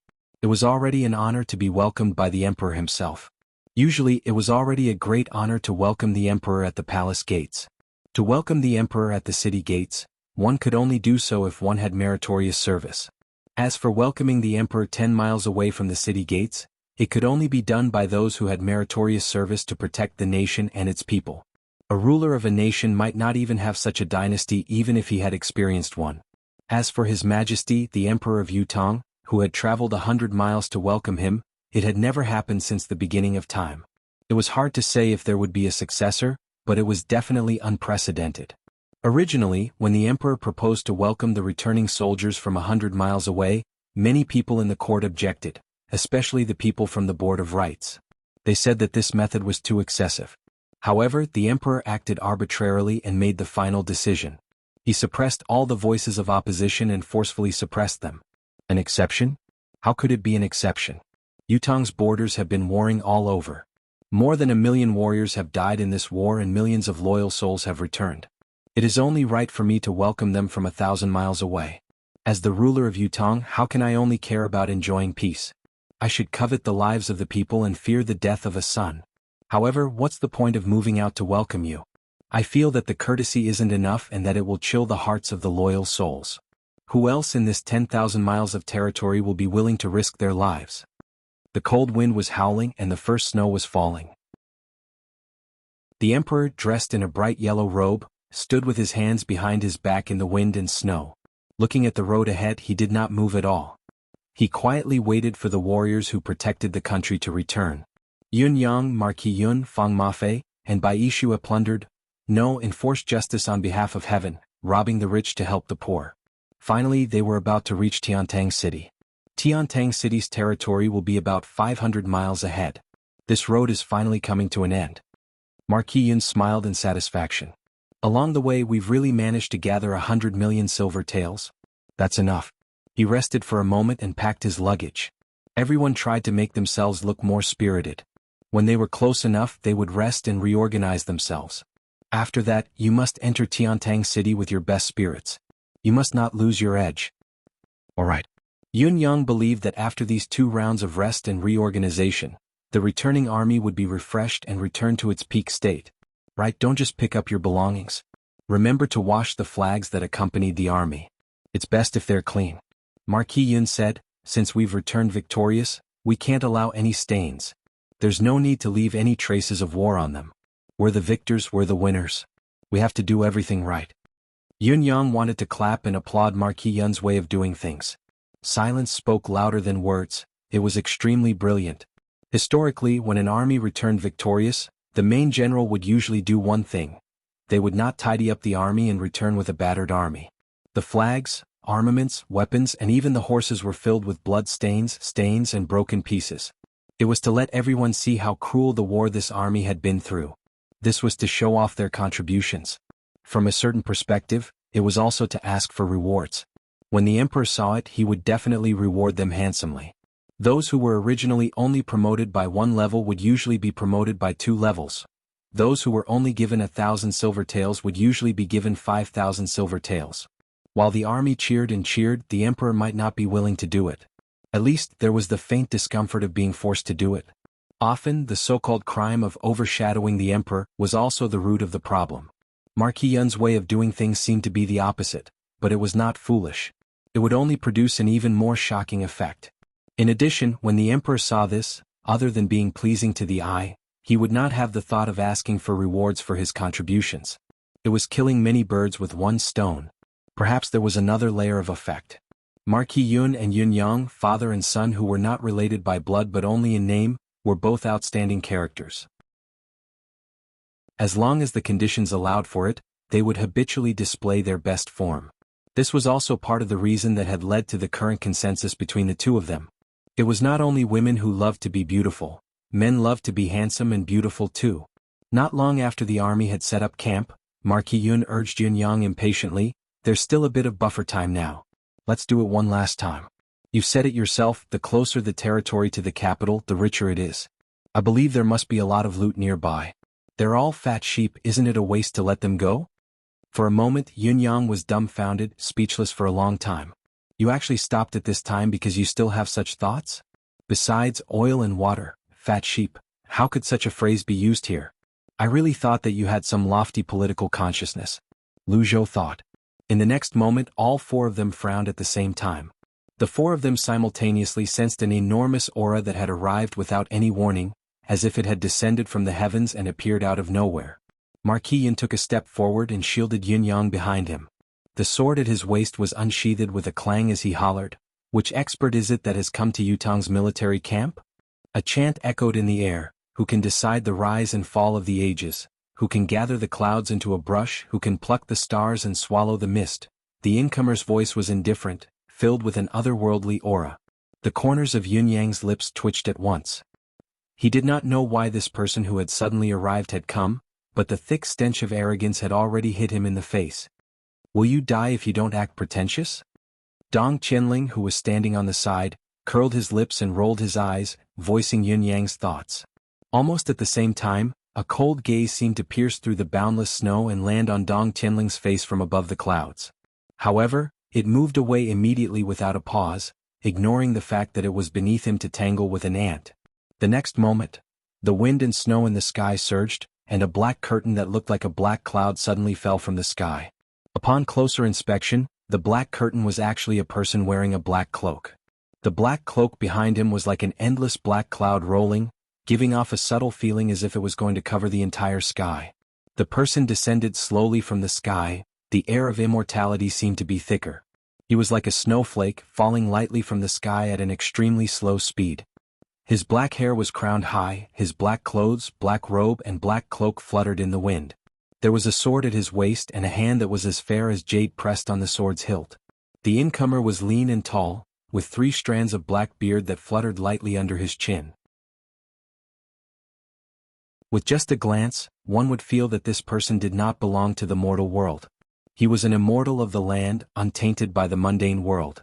In addition, this person's cultivation base was already at the pinnacle of perfection. This was not sensed from the aura. That person slowly floated down from the clouds, and when he was 30 feet above the ground, he abruptly stopped, and just stood there in the void, relying on the void. Anyone who saw this would be in awe of his mystical skill and profound cultivation base. However, Yun-Yang thought to himself, is he addicted to acting pretentious? Does he really think that he's an immortal, untainted by the mortal world? Chapter 530. Marquis Yun took a step forward, neither servile nor overbearing, and said faintly, I am Yun Xiaoyao.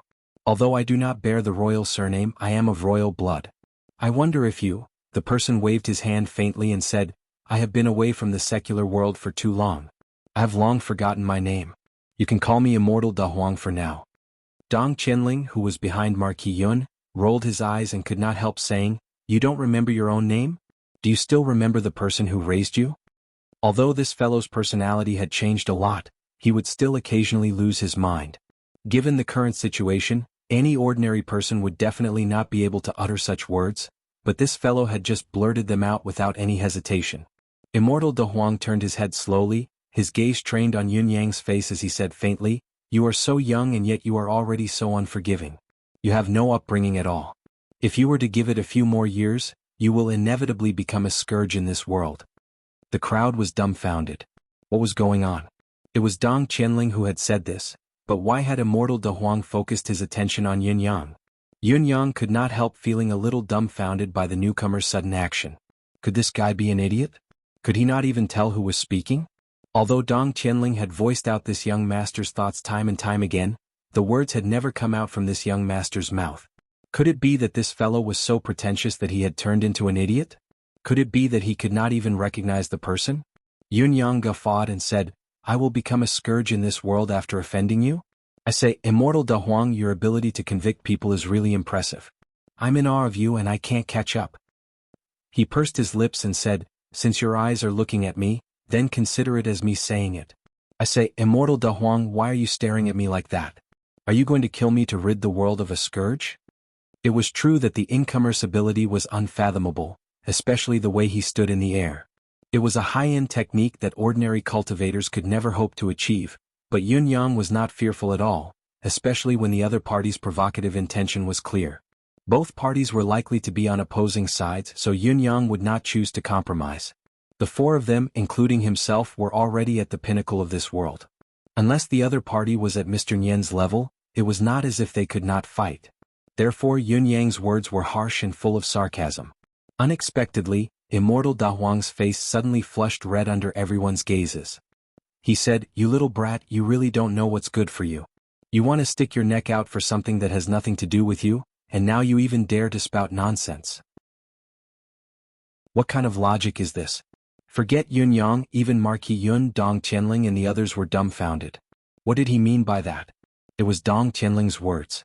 It was one thing for him to pick a fight with Yun-Yang, but why was there a sudden reversal here? What was this all about? What was this all about? Yun-Yang's thoughts raced. Upon closer observation he realized that this fellow was obviously talking to him, but his gaze was on Chiu Yun-san. A thought floated into Yun-Yang's mind and he almost guffawed. Immortal Da Huang? Yun-Yang asked uncertainly, Could it be that you have squinted eyes? Immortal Da Huang was enraged, glaring at Chiu Yun-san as he hollered, You're the one who has squinted eyes. Your whole family has squinted eyes. Chiu Yun-san was speechless. Yun-Yang could not help but break out in laughter. Marquis Yun's face twitched when he saw this, almost bursting into laughter. This person had suddenly appeared, descending from the sky like a divine dragon. Be it his aura or his cultivation base, they were so high that no one could fathom him. His every move was like an immortal. Also, the opening poem that he recited at the beginning could be said to elevate his image to a considerable level. Just as the crowd was guessing who this person was and what he was doing here, who would have thought that this fellow was actually a natural sufferer of squinting? Furthermore, this fellow's squinting had reached a point where it could shock the world and make the gods weep. Yun-Yang was relieved and said, Immortal Da Huang, please don't be angry. It's just a chronic illness, there's nothing you can do about it, right? I'm not trying to mock you by testing you, but, If this immortal wants to avoid similar troubles in the future, I have a marvelous solution here that can make up for everything. Hearing this, Immortal De Huang immediately asked anxiously, "What is it?" It looked like Immortal De Huang had long been anxious about his squint. Yun Yang had only said a few words to divert all of his attention to it. Forget about punishing Dong Tianling, he might have even forgotten his own business. Perhaps, to Immortal De Huang, nothing was more important than his squinting. Yun Yang chuckled and said, "I have my own way to teach you. Now that you've received my method, you should think that you won't find trouble with us anymore, especially with my brother, right?" Yun Yang pointed at Dong Tianling. The other party's ability was unfathomable. If he could avoid a head-on confrontation, it would be best, especially since his manifestation powers had yet to recover. Immortal De Huang glared at Xia Bingchuan and snorted. "You've offended this immortal's dignity just now, you should be punished severely. However, this immortal is magnanimous and will not pursue the matter further." Xia Bingchuan was speechless. Before his words echoed in the air, his gaze was locked onto Chiu Yun-san again, his gaze pleading. Chiu Yun-san was exasperated. Yun Yang was amused inwardly, but he kept a straight face as he said, "I wonder why Immortal De Huang has come to my army so suddenly?" Hearing the question, Immortal De Huang's eyes were still fixed on Chiu Yun-san as he answered, "This immortal has penetrated the mysteries of heaven and comprehended the myriad aspects of the secular world. The trend of this world has its own heaven's will. Your previous battle has defied heaven's will and added countless variables to this secular world. This immortal has come under orders to investigate, to set things right and guide them back to their origin." Yun Yang smiled in disdain. Set things right and guide them back to their origin? Could it be that our victory this time is a heaven-defying act? According to what you've said, doesn't this mean that we should have lost this battle? Only then would it be in line with heaven's will? Immortal De Huang snorted and said, "Indeed. Bullsh***. Yun Yang could not help but holler angrily, "What kind of logic is this? We've fought a bloody battle to protect our home and country. How can we lose and not win?" Immortal De Huang said faintly, "This can't be helped. This is heaven's will." Yun Yang asked, "Where is heaven's will? What is heaven's will?" Immortal De Huang was taken aback. "What I'm here to tell you now is heaven's will." Yun Yang did not know whether to laugh or cry when he heard that. He then said with a chuckle, "This immortal, may I ask if your enemy's ability is weaker than yours and you're not afraid of him? You can even destroy him with a flip of your hand, but someone comes to tell you that you should be killed by this enemy of yours? This is heaven's will, the trend of the world. I wonder if you're willing to abide by it and allow yourself to be killed?" Immortal De Huang was displeased. "How can this be? Even if his ability is stronger than mine and he comes to kill me, I won't allow myself to be killed. Besides, his ability is weaker than mine. If he dares to come, he'll only be killed by me. How can I give my life to him?" Yun Yang chuckled and said, "So even immortals are unwilling to be killed? Dongshuan's ability was weaker than mine when they came to attack previously. Isn't it expected that they would be defeated by me in the end? How can I admit defeat just because of so-called heaven's will and so-called major events?" Immortal Da Huang's eyes bulged. This is two different things. Yun Yang had long noticed from the squint incident that this Immortal De Huang was not very bright despite his ability. Now he was even more certain and said, "How are they two different things? Aren't these two things the same logic? May I ask, Immortal, what's the difference between these two things?" Immortal De Huang pondered for a moment, but the more he thought about it, the more he felt that something was amiss. In the end, he said in exasperation, "Heaven's will is fixed. How can it be changed so easily?" Yun Yang chuckled and said, "Is there no destiny in a human's life? Can it be changed at will? There's a joyous event. Among us siblings we've actually become a couple. Congratulations to Rising Wind and National Beauty Xiang for becoming partners. Both of them got to know each other because of my book. Today they've finally walked into marriage hand in hand." Chapter 531. Immortal Da Huang scratched his head for a while, feeling a little speechless. Suddenly he asked in a low voice, "Where is your emperor?" "I won't argue with you. I'll go talk to him." Yun Yang pointed and said, "The emperor is in the capital city over there. Go quickly." All right. Immortal Da Huang flew up and soared into the clouds, vanishing in the blink of an eye. His speed was incomparably fast, his speed unparalleled. He seemed to be flustered from being questioned, so he seized the opportunity to leave. The group looked at each other in bewilderment. This guy was simply an idiot. Where did he come from? What did he want to do by coming all the way here? This person seemed to be out of his mind, but his ability was incredibly strong. Among Yutong's skilled cultivators, no one could compare to him. This person alone was already a huge problem. The group was confused, unable to make heads or tails of what was going on. He had come without a clue and left without a clue. You must be a clown sent by the monkeys. With a whooshing sound, Immortal De Huang appeared once again and landed right in front of Yun Yang. His eyes were fixed on Dong Tianling as he asked anxiously, "What was the cure for squint that you mentioned just now? I'm not going to pursue your offense anymore. Why aren't you telling me your cure?" Immortal Da Huang's face was anxious and his eyes were filled with impatience, but his gaze never landed on Yun Yang. The group could not help but feel apprehensive. Yun Yang coughed and said, "My cure is simple and clear. Allow me to ask you something first. Actually, with your current cultivation base, you don't need to use your eyes to recognize objects anymore, do you?" Immortal Da Huang nodded. "That's right. Then it's simple. When you talk to someone in the future, as long as you don't look at the other person's face intentionally, you can just look at the sky when you speak." Yun Yang said, "This way not only can it accentuate your superiority and arrogance, it can also avoid being seen through by others." Immortal De Huang clasped his hands behind his back and looked up at the clouds in the sky, saying faintly, "Is that so?" Yun Yang nodded. "Yes, yes, yes. Does it make me look superior?" Immortal De Huang stared at the skies. "What if it's a battle? Isn't this not good for the war?" It seemed like this guy had also been looked down upon in battle. Yun Yang said, "Maintain it during the battle. Or when he turns around he can make a sidelong glance at the enemy, using this to show his contempt. As the saying goes, sidelong glance at the heroes of the world, and no one else is in his eyes."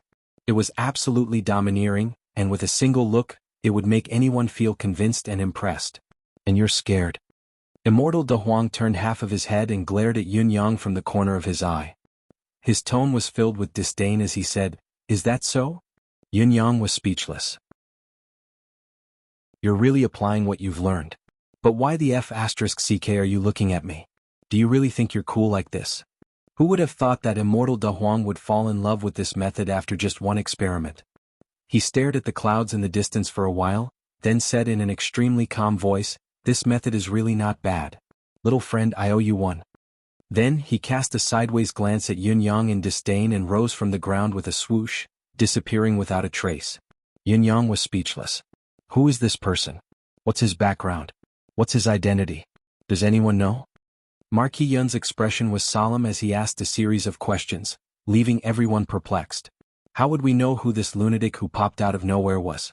Jumping down like an idiot and putting on a show for a while, only to leave behind a legend of failing to put on a show and being F*ked.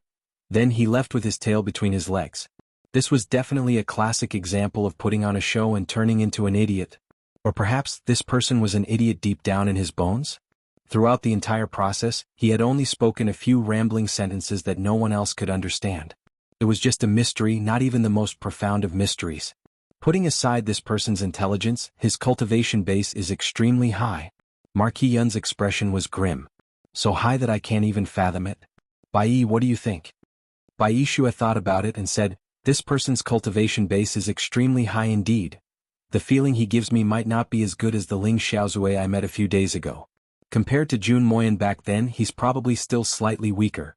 But compared to the Four Seasons Tower's four venerable lords, he doesn't pale in comparison, perhaps even surpassing them.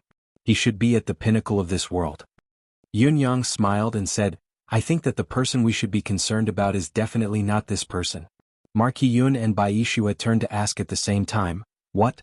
Yun Yang said faintly, "This person's cultivation base is high, even higher than the Four Seasons Tower's four venerable lords, enough to be ranked among the pinnacle of this world, but this person is obviously ignorant of worldly affairs.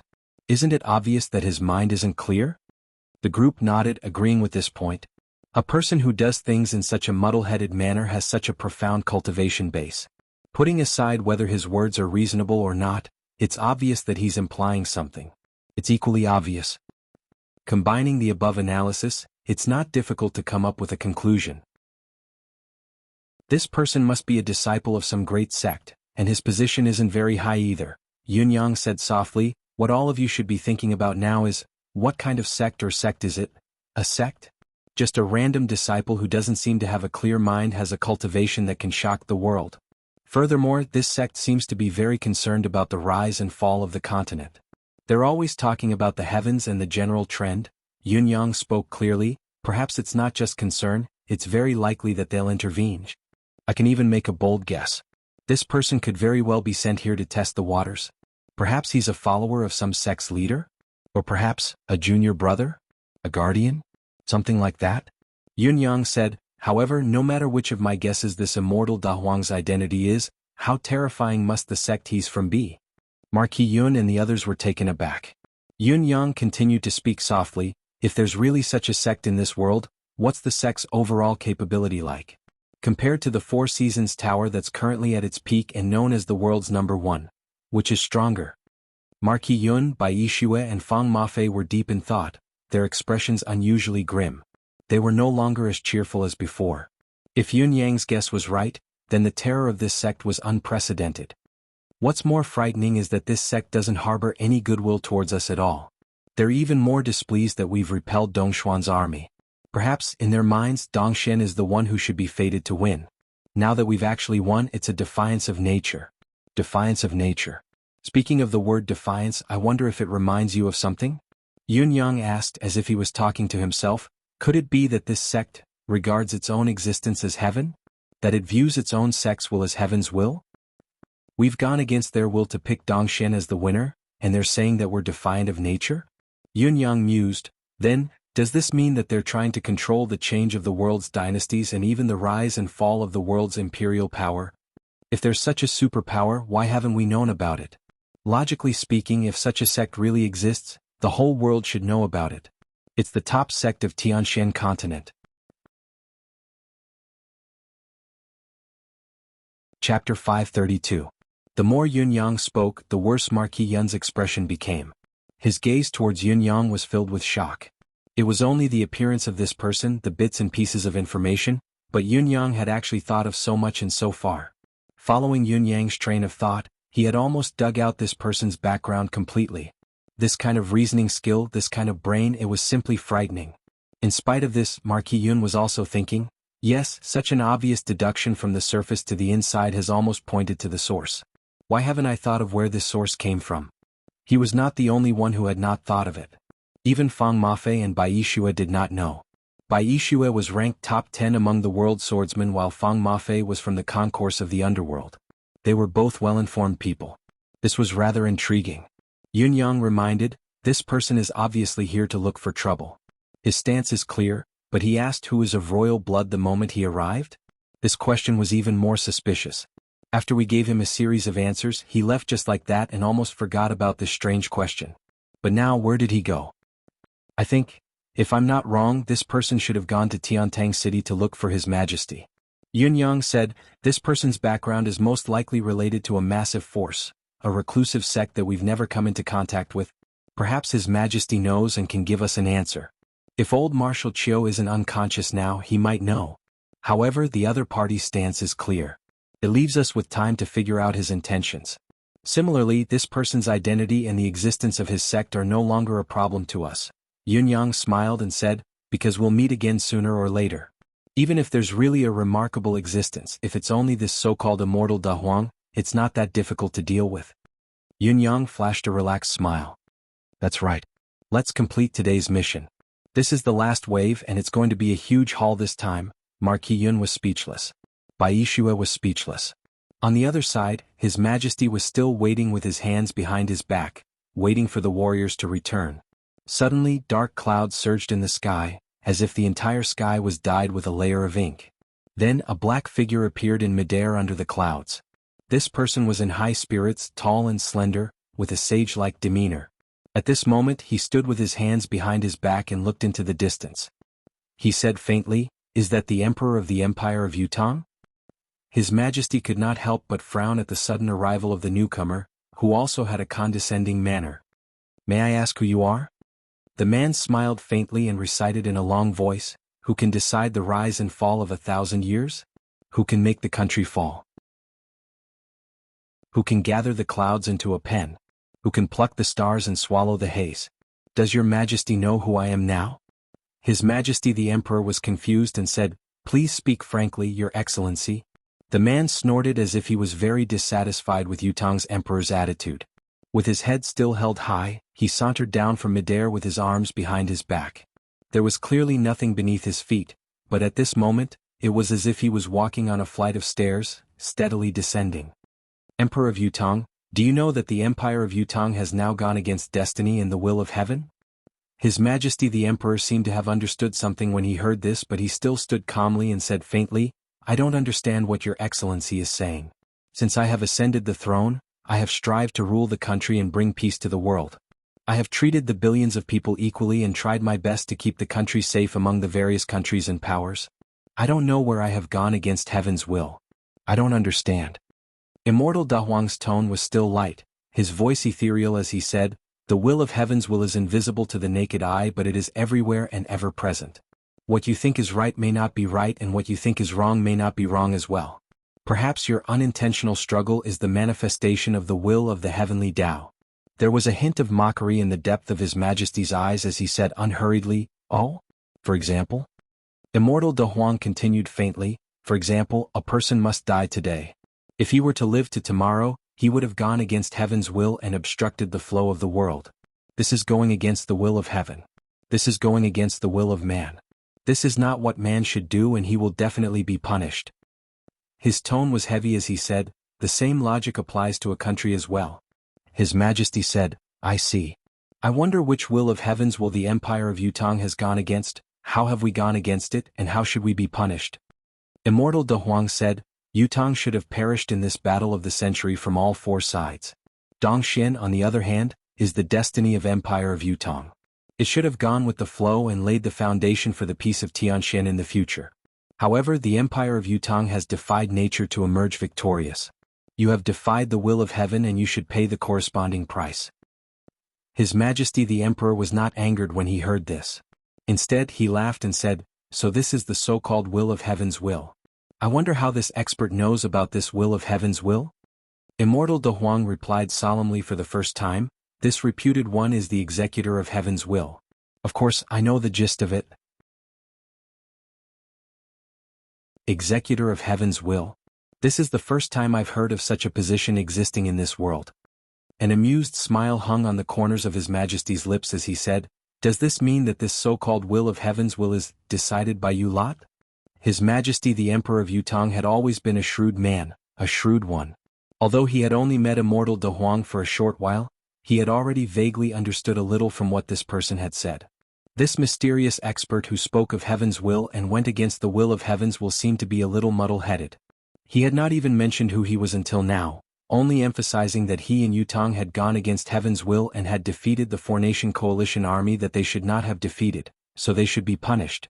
This kind of nonsense with a red mouth and white teeth was simply preposterous. Was it a crime to win a war? Perhaps other countries other than Yutong would be happy to hear such arguments, but Yutong would never accept such nonsense.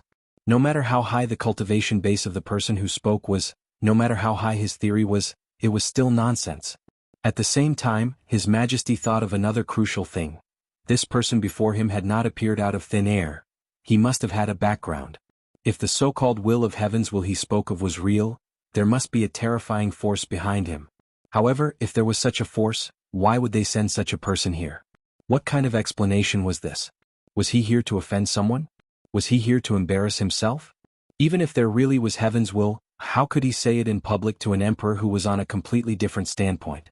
Did he not see that there were tens of thousands of people around? They were all Yutong's people. Speak for yourself, do you not? Of course, we are the ones who decide the will of heaven's will. Immortal Da Huang blurted out without hesitation. Anyone who heard him would think that he was talking nonsense from a fool. His Majesty's eyes were filled with meaningful mirth. Then, can I understand it this way? Whoever you say is the ruler of the world, that person will be the ruler. Is this what you mean? Immortal Da Huang raised his head and said, "Of course."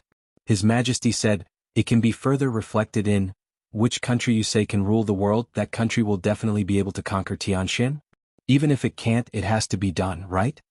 I'm attending the Writers' Congress of Shandong Province. Side, the discipline is so strict.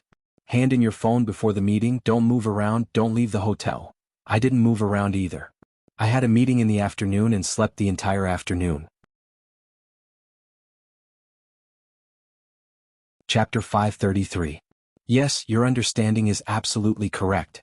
In the face of the emperor's question, Immortal De Huang acted as if he was the most supreme in the world. His Majesty asked, "Since my understanding is correct, I also understand that only the country that you are sure belongs to can live with the world, while the other opposing countries should all die, right? Even if this country has no future, no strength, and is defeated on the battlefield, even so, they are still destined to follow the trend of the times and hope. Is that right?" Immortal De Huang said domineeringly, "Yes, it is. Heaven's will is like a knife, it has long been decided. How can it be disobeyed?" His Majesty asked in a low voice, "Then may I ask who is heaven's will? Why is it so incredible that it cannot be disobeyed?" Immortal De Huang was taken aback when he heard the question. It was not because of the Emperor of Yutong's question, but because he had noticed in shock that many of the people below had suddenly become agitated. Their gazes that were looking at him were as if they wanted to devour him. Have I offended all of you?" He did not know that in the short conversation just now, His Majesty the Emperor of Yutong had successfully twisted the so-called heaven's will into their own will to impose on others. He had even successfully led them to stand against the entire empire of Yutong's people. He had successfully set a living negative example and made everyone in Yutong share a common enemy. The people of Yutong who were present shared the same thought. They only had one thought in mind. It was not that they had never seen unreasonable people before, but they had never seen one to this extent.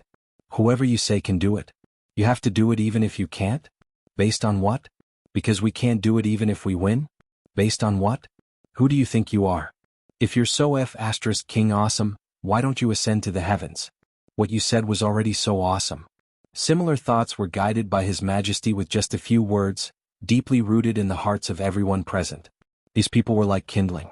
Once they left this place, they would be like a spark that could start a prairie fire in an instant.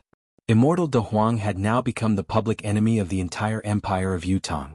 His Majesty the Emperor of Yutong had successfully used the fool to incite the people of Yutong to be united against a common enemy. He then looked at Immortal De Huang again and said softly, "I have yet to ask for the name of this expert before me." Immortal De Huang was taken aback. "I didn't tell them my name?" After a pause, he raised his head to look into the distance and pretended to say, "I am. You can just call me Immortal De Huang. I have left the mortal world and have gone through countless reincarnations. I have long forgotten my own name." The corners of the Emperor's mouth twitched. "How many cycles? Are you trying to say that you've already died so many times? So much so that you can't even remember your name from many lifetimes ago?" Was that what he meant?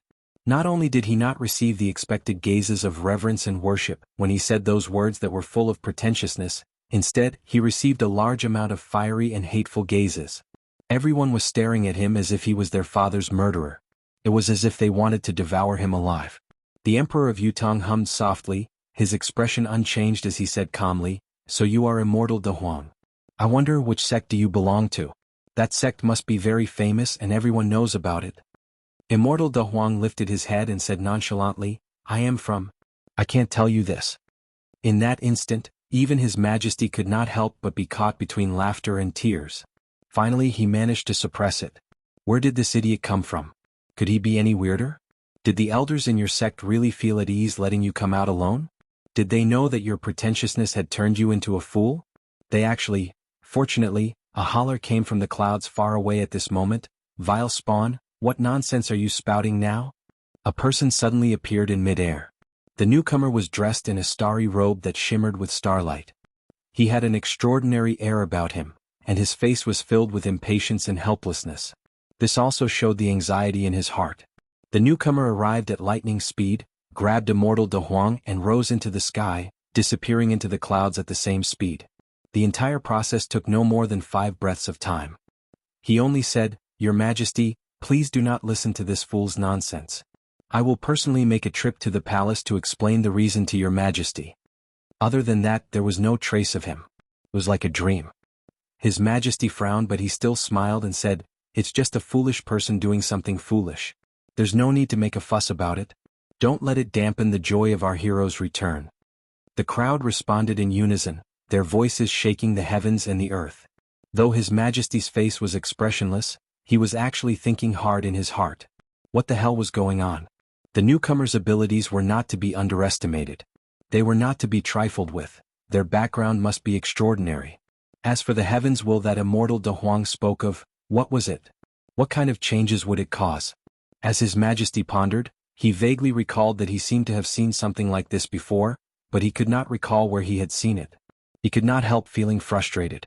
The princes behind His Majesty all had different expressions on their faces.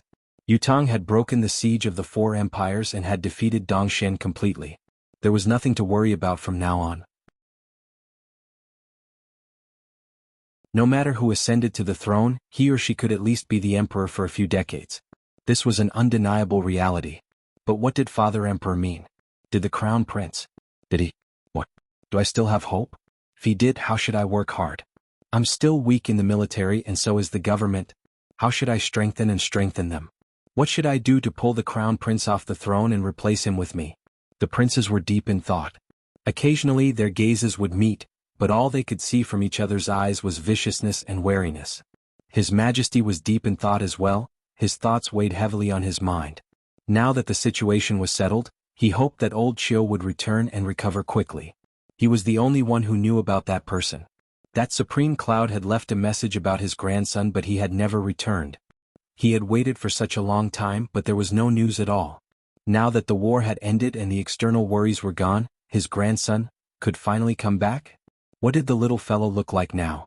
What was his personality like? Could he shoulder the responsibility? How he wished to see him now. As Yutang's emperor and people waited eagerly, they finally saw dust billowing from afar.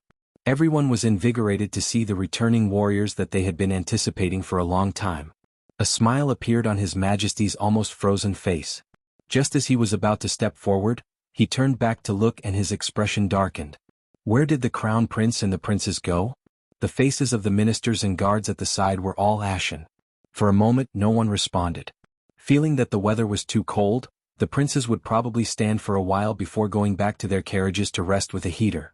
When they were tired from sitting, they would come out and stand for a while, repeating the process. Who would have thought that His Majesty would ask at this exact moment, when the princes were all running away? Your Majesty, the weather is too cold. The princes, The Grand Tutor looked conflicted. Ridiculous. His Majesty immediately flew into a rage. He was so angry that he could barely breathe. He exploded like a thunderbolt. Bitter cold? What bitter cold? The soldiers have braved the bitter cold at the border to fight, to sacrifice, to risk their lives, to die. They have been protected by the soldiers and have enjoyed the honor that has been ensured through countless sacrifices. Now that the soldiers have returned, they are afraid of the cold even if they are asked to wait here? What kind of nonsense is this? Is this the royal demeanor that you've taught? The meeting lasted until 9:30. There was really no time to write today. Anxious. Only one thing was more urgent. Chapter 534. The Grand Tutor was upset. As a teacher, how could he not be angry? Why were his students so useless? They were just standing outside in the cold wind for a while. Would they die from the cold if they stood there for a while? However, they were princes. How could they be compared to normal students? What he could do was only advise them. How could he teach them? The Grand Tutor had even thought that if there was a prince who insisted on standing outside and fell sick, it might make the emperor look at him in a different light. Get these bastards out here right now. His Majesty roared furiously. Even if they all freeze to death here, they are not allowed to move a single inch. If anyone dares to go inside to warm up, I will strip him of his identity and let him rest here forever. His Majesty's words were full of severity.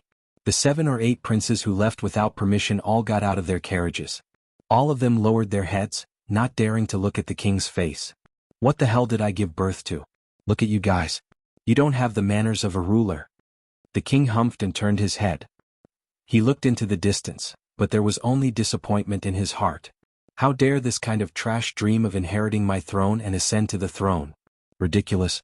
If I pass the throne to them, I won't be able to face my ancestors even if I die. Crown Prince. The king said coldly, come to my side.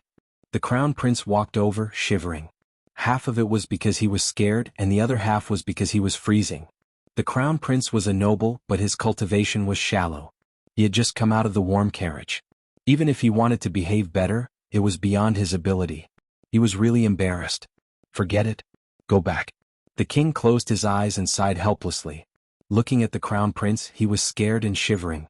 His eyes were vicious. He was angry, but he didn't dare to say anything. He was full of evil thoughts. The king's face was bleak. The helplessness and disappointment in his heart had reached its peak. He was so depressed that he wanted to die. It was not just disappointment anymore.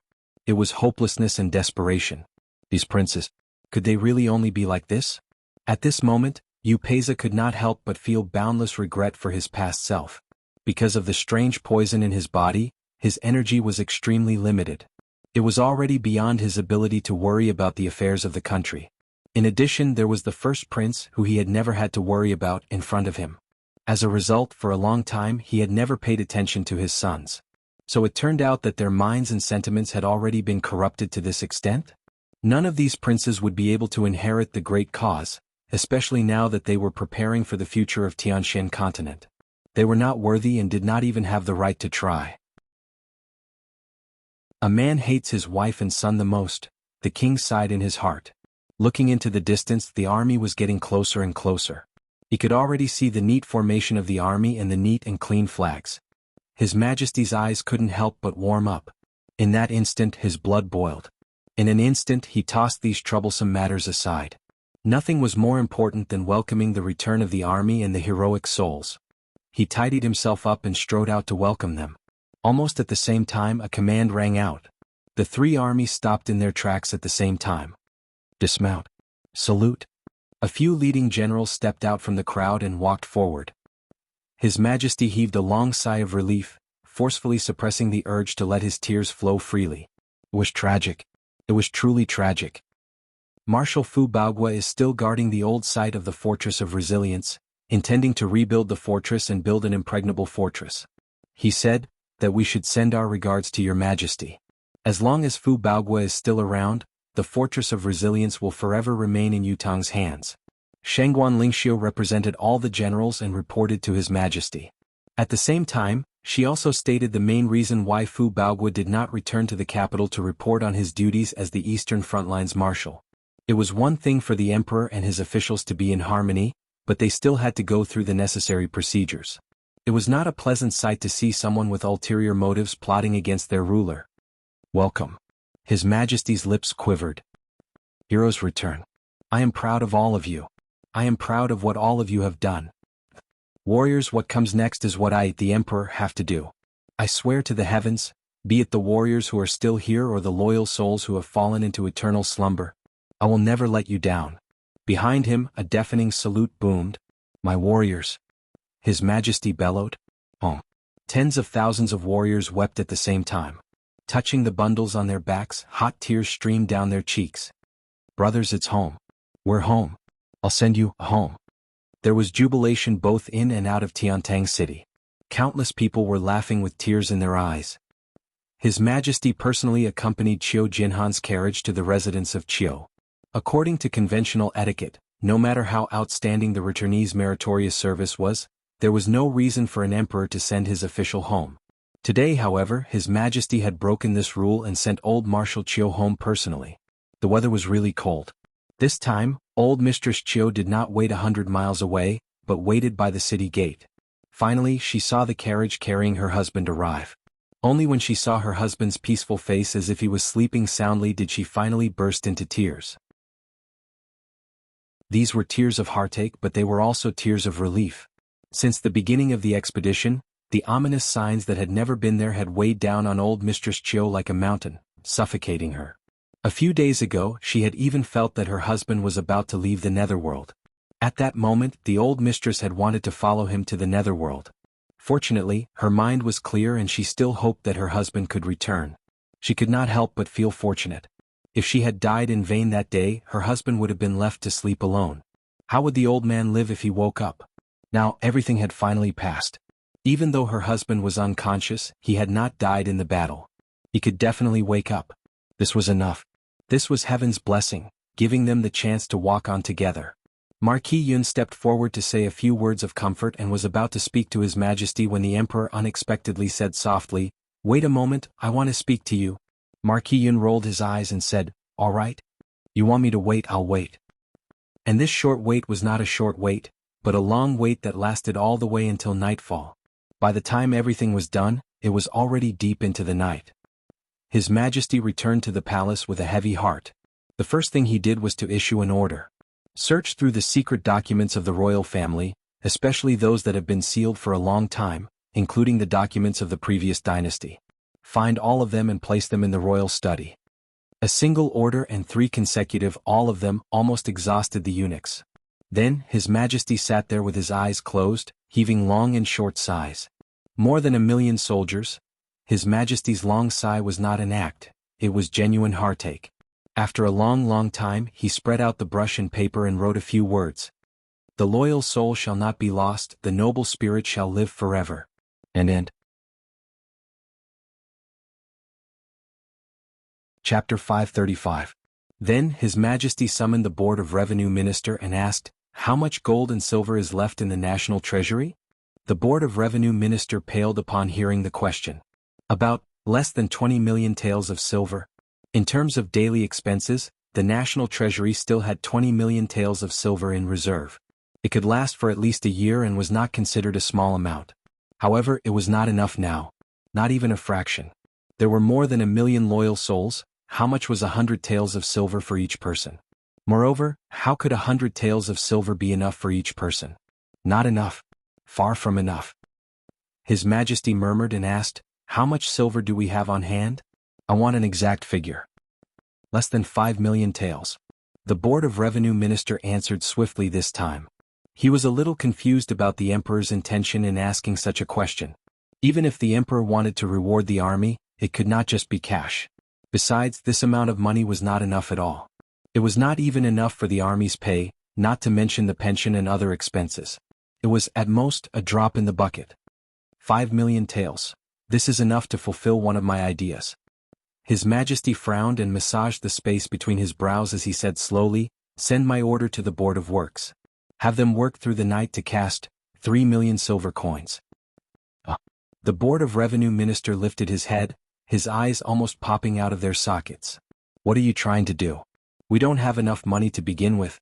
We're already struggling to make ends meet with this amount of money, yet you want us to cast silver coins? Moreover, what was the use of silver coins?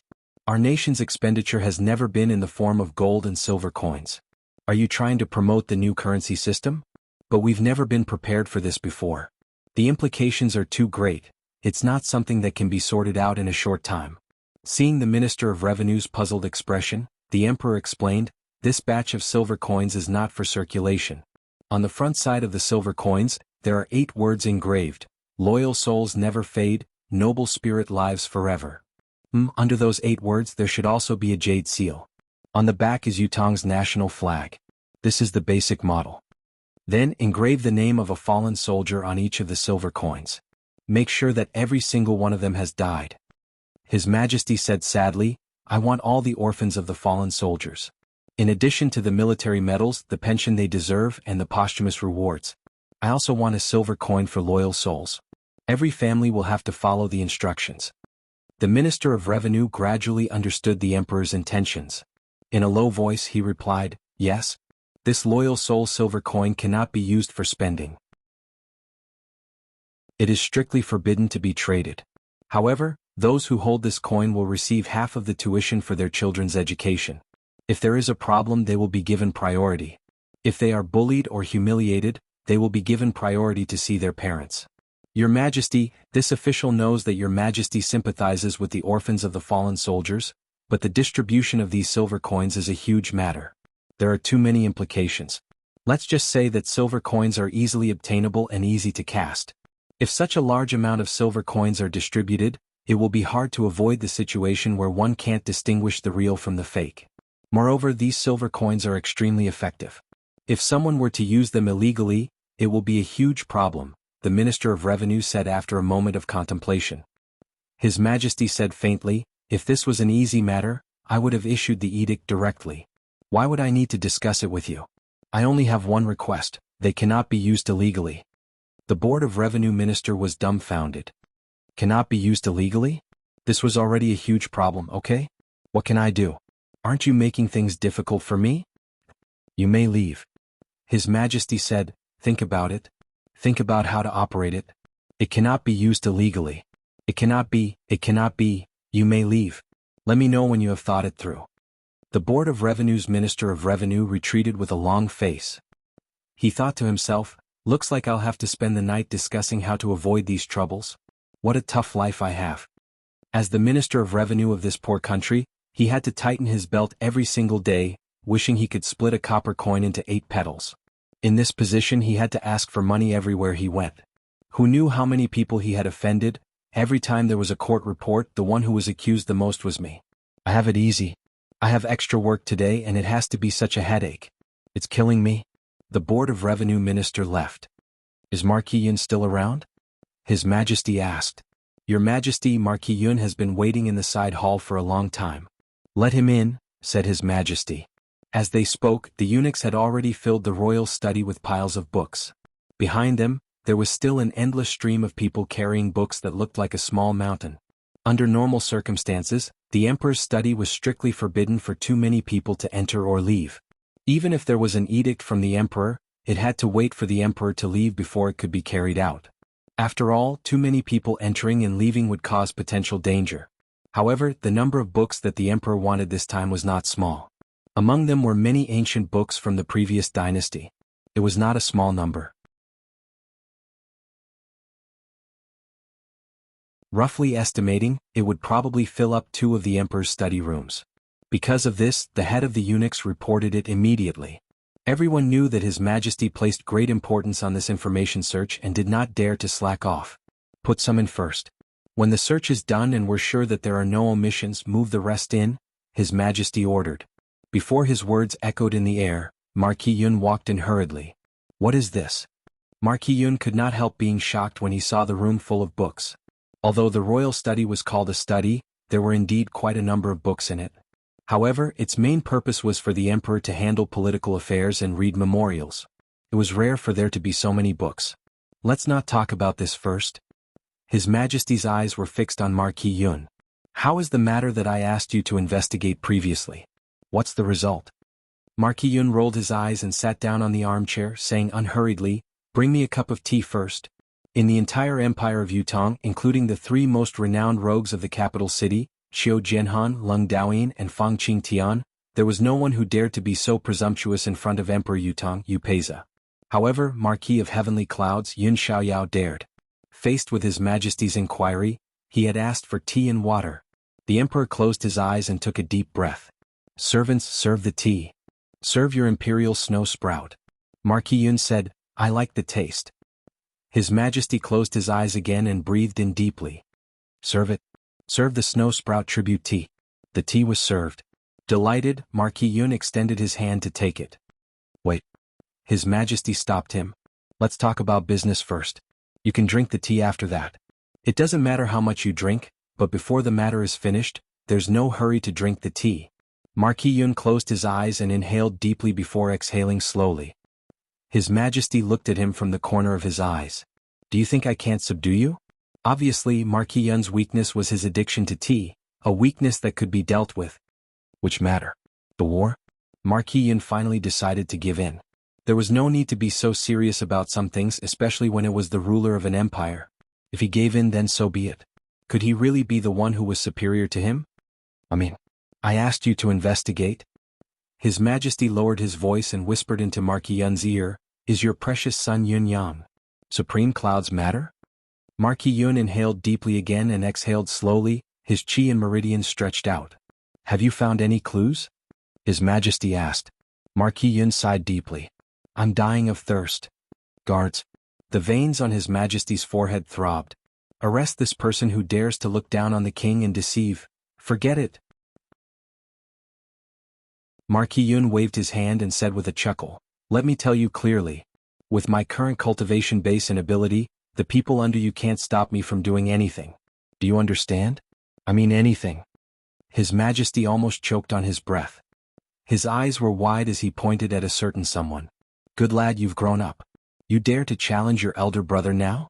But didn't you already have this ability a long time ago? Tell me, what do you want to do? Tell me. Looking at the emperor, who was like a different person, Marquis Yun was a little dumbfounded. He raised his hand and said, I'll speak. But what nonsense are you spouting? Actually, I'm just spouting nonsense.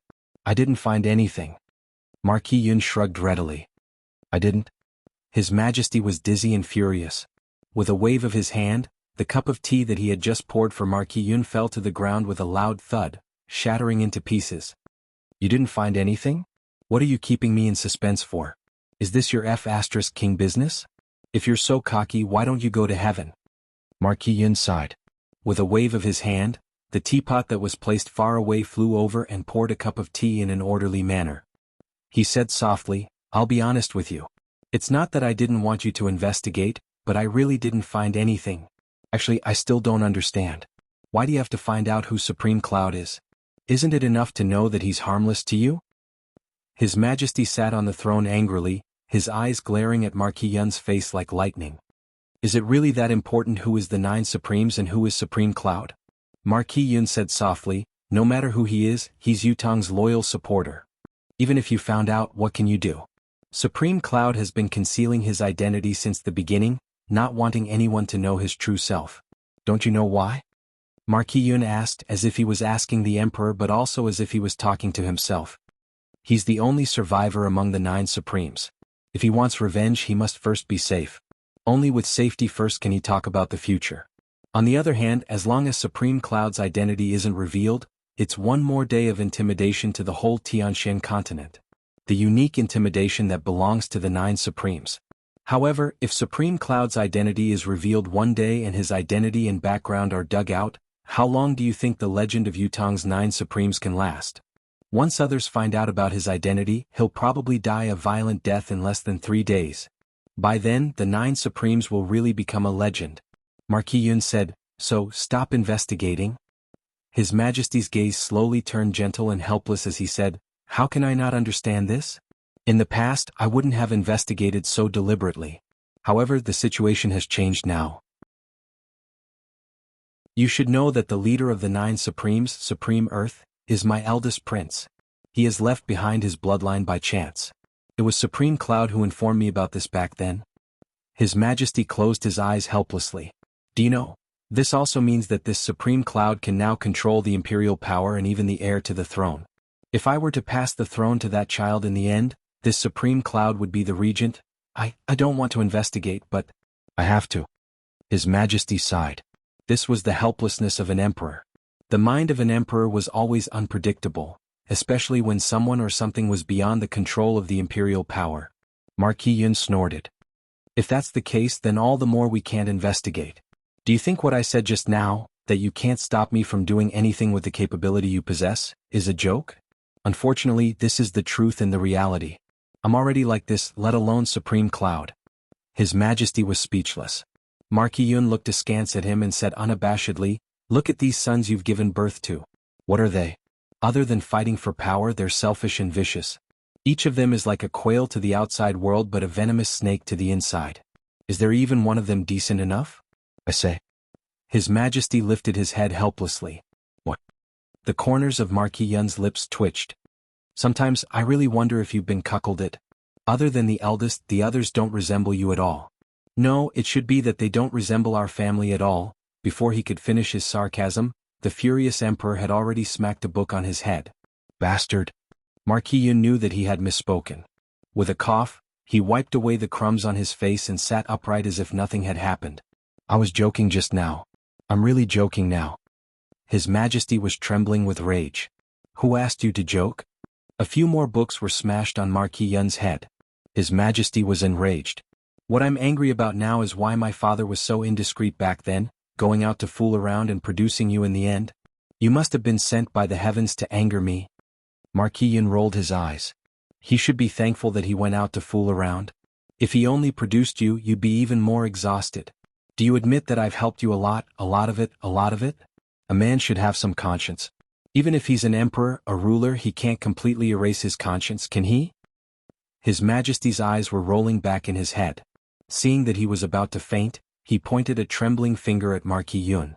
You're going to anger me to death. Just as Marquis Yun had said, Marquis Yun had truly helped the Emperor of Yutong a lot. Aside from angering him, there was really nothing to criticize. Marquis Yun rolled his eyes lightly and said, all right, don't be angry. What's the use of being angry? I'll just tell you the truth. That child Yunyang is extraordinary. He has a heart of gold and a heart of gold. He has no intention of imperial power. Otherwise, even if he's not my son, I'd be more than happy to let him inherit the throne. It's a pity that his child doesn't care about our little foundation. Besides, he's really not Supreme Cloud. I know this very well. His Majesty snorted and glared at him, waiting for Marquis Yun to continue. He was sure that there must be a basis for what Marquis Yun said. That day when the battle was on the brink, the power of the 9 Supremes unexpectedly appeared to aid the battle. It was the combined power of the 9 Supremes. I was watching from the side then, so this can't be wrong. Yunyang was also riding his horse and charging in the battle formation then. Therefore he's definitely not Supreme Cloud. Marquis Yun sighed. On the surface I was in charge of escorting old Chiu back, but in reality I was sneaking back to see what was going on. Think about it, it was all your orders. When have I not done my best? His Majesty frowned. But, I'll say it one last time, it's really not him. Marquis Yun shrugged helplessly. If you don't even believe me, who else can you believe? We're blood brothers. His Majesty sighed. Blood brother. I'm really blessed to have a blood brother like you. Watching you roam around every day having fun, I'm so tired that I can't breathe. Marquis Yun glared at him. What are you talking about? Why don't you try saying that again? His Majesty snorted. I'll try then. Am I not speaking the truth? You've been traveling around every day, isn't this the truth? What kind of life have I been living? Don't you know it yourself? I've suffered a great loss. Do you understand? Marquis Yun's eyes bulged. What did you say? You've suffered a loss? How can you suffer a loss like me? You're not good at anything else as an emperor, but your shamelessness is unparalleled. He stood up abruptly. I wouldn't be angry if you didn't mention this. Since you've brought it up today, I'll reason with you. How dare you say you've suffered a loss? Where have you suffered a loss? You're the high and mighty emperor with a noble status that rules over the world. What about me? The whole F***king country knows that I'm royalty, but the whole F***king country also knows that I'm an illegitimate child. Including the sons of royalty, who has ever greeted me with the clan's greeting. You F***king have 3 palaces and 6 courtyards, countless concubines, enjoying all the pleasures of love, but what about me? I'm over 40 but I'm still a bachelor. You have children to continue the bloodline. Even if there's nothing good out of them, it's still a house full of children and grandchildren. As for me, look at me, I'm good-looking, easy to earn money, I don't dare offend anyone, and I have an earth-shattering cultivation base. What kind of life have I been living all these years? Have you suffered a loss? Is it because I don't have many female friends? That's not it at all. Then why am I still a bachelor? It's all thanks to our brilliant father. He's amazing. Before he died, he held my hand and asked me to promise him that I wouldn't get married in this life, and that I wouldn't have children even if I did. He was afraid that it would cause an upheaval in the imperial power. He knew that if I did get married, I would definitely be more promising than you. Let's see who else you have the cheek to say. What about me? Have I suffered a loss? I've sacrificed everything for you, and I haven't even said that I've suffered a loss. How dare you say that you've suffered a loss? Just now you only said one thing that was right. You said that you're really lucky to have a brother like me. Since you say that you've suffered a loss, why don't we swap? Marquis Yun's eyes bulged as he stomped in anger. Come, let's swap. Let's see if I, Yun Xiaoyao, can be a good emperor. At the very least, I can teach my son well, unlike you. Have you managed to groom a promising son? Don't talk to me, eldest prince. That's because you've taught him well. That's because his child is born promising. You're the only one who can suck up to me and say that you've suffered a loss compared to me. You've suffered a loss. His Majesty was speechless for a moment before he rolled his eyes and said, this was decided by father back then. If you have any objections, go look for him.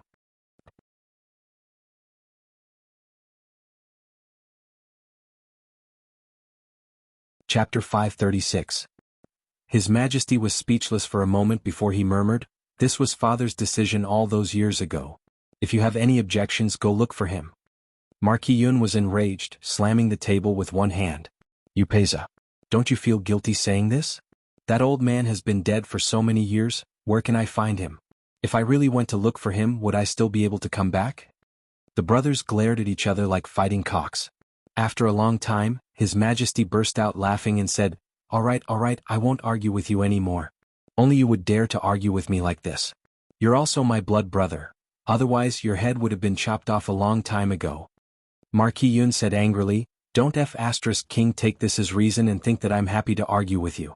You won't feel comfortable if you don't let me get angry every once in a while, will you? If you don't get scolded by me, you'll be lacking something in your heart. His Majesty sighed. Let's not talk about this. Help me think about the succession of the Crown Prince. This is an urgent matter that must be resolved as soon as possible. And then there's one more thing. It's about immortal Da Huang today.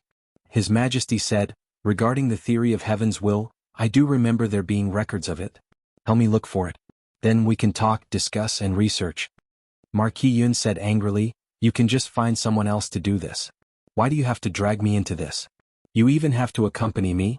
His Majesty said, it's better that I discuss this with you. I don't trust anyone else. He sighed and said, brother, we are not young anymore. You should just forget about what father said in the past. Find a woman if you need to. I am the emperor now and I can totally dispense with that task for you. Marquis Yun was stunned. After a moment of silence, he said bitterly, forget it? Sai, there have been many girls who have been kind to me all these years, but I've rejected them all.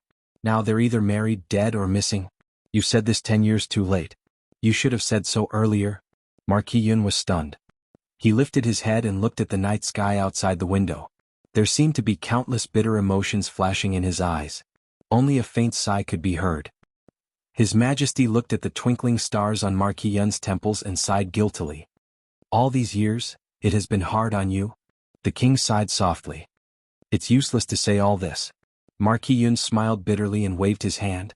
My biggest mistake is that I was reincarnated into the wrong body. Stop talking about it, this is fate. My life, the two of them sighed together. His Majesty and Marquis Yun, who had been tormented for the entire night, were exhausted. Their backs were sore and they were completely drained. But even though he felt like his body was being hollowed out, he still didn't ask for help. After all, what they were doing now was a top-secret matter that couldn't be known by ordinary people. If it wasn't for the fact that the two of them were quarreling while tidying up the ancient books to search for clues, this night would probably be even more difficult. Not only was the target they were searching for important, but the content of their conversation could not be known by a third party as well. This was because the content of their conversation included many trivial matters, the many years of gratitude and resentment, the separation and reunion, as well as many grievances and complaints. Each of them had their own bitterness, their own grievances, and both of them felt extremely tired. However, the most amazing and inexplicable thing was that both of them felt that their father was unfair, that his demands on them were too harsh and unreasonable. At the same time that this topic exploded, it was Marquis Yun who exploded first, throwing a tantrum. Both of them quarreled fiercely. Even when His Majesty was enraged and bellowed, Marquis Yun did not back down, arguing with him without backing down. It was a sight to behold. After the two of them finished quarreling, they were still panting with anger, but they went back to their own work. Then at some unknown point they began to discuss with each other, making sarcastic remarks. They found each other displeasing to the eye, and then they quarreled again. As they quarreled, His Majesty no longer addressed himself as emperor, addressing himself as I'm your father. His demeanor was completely gone.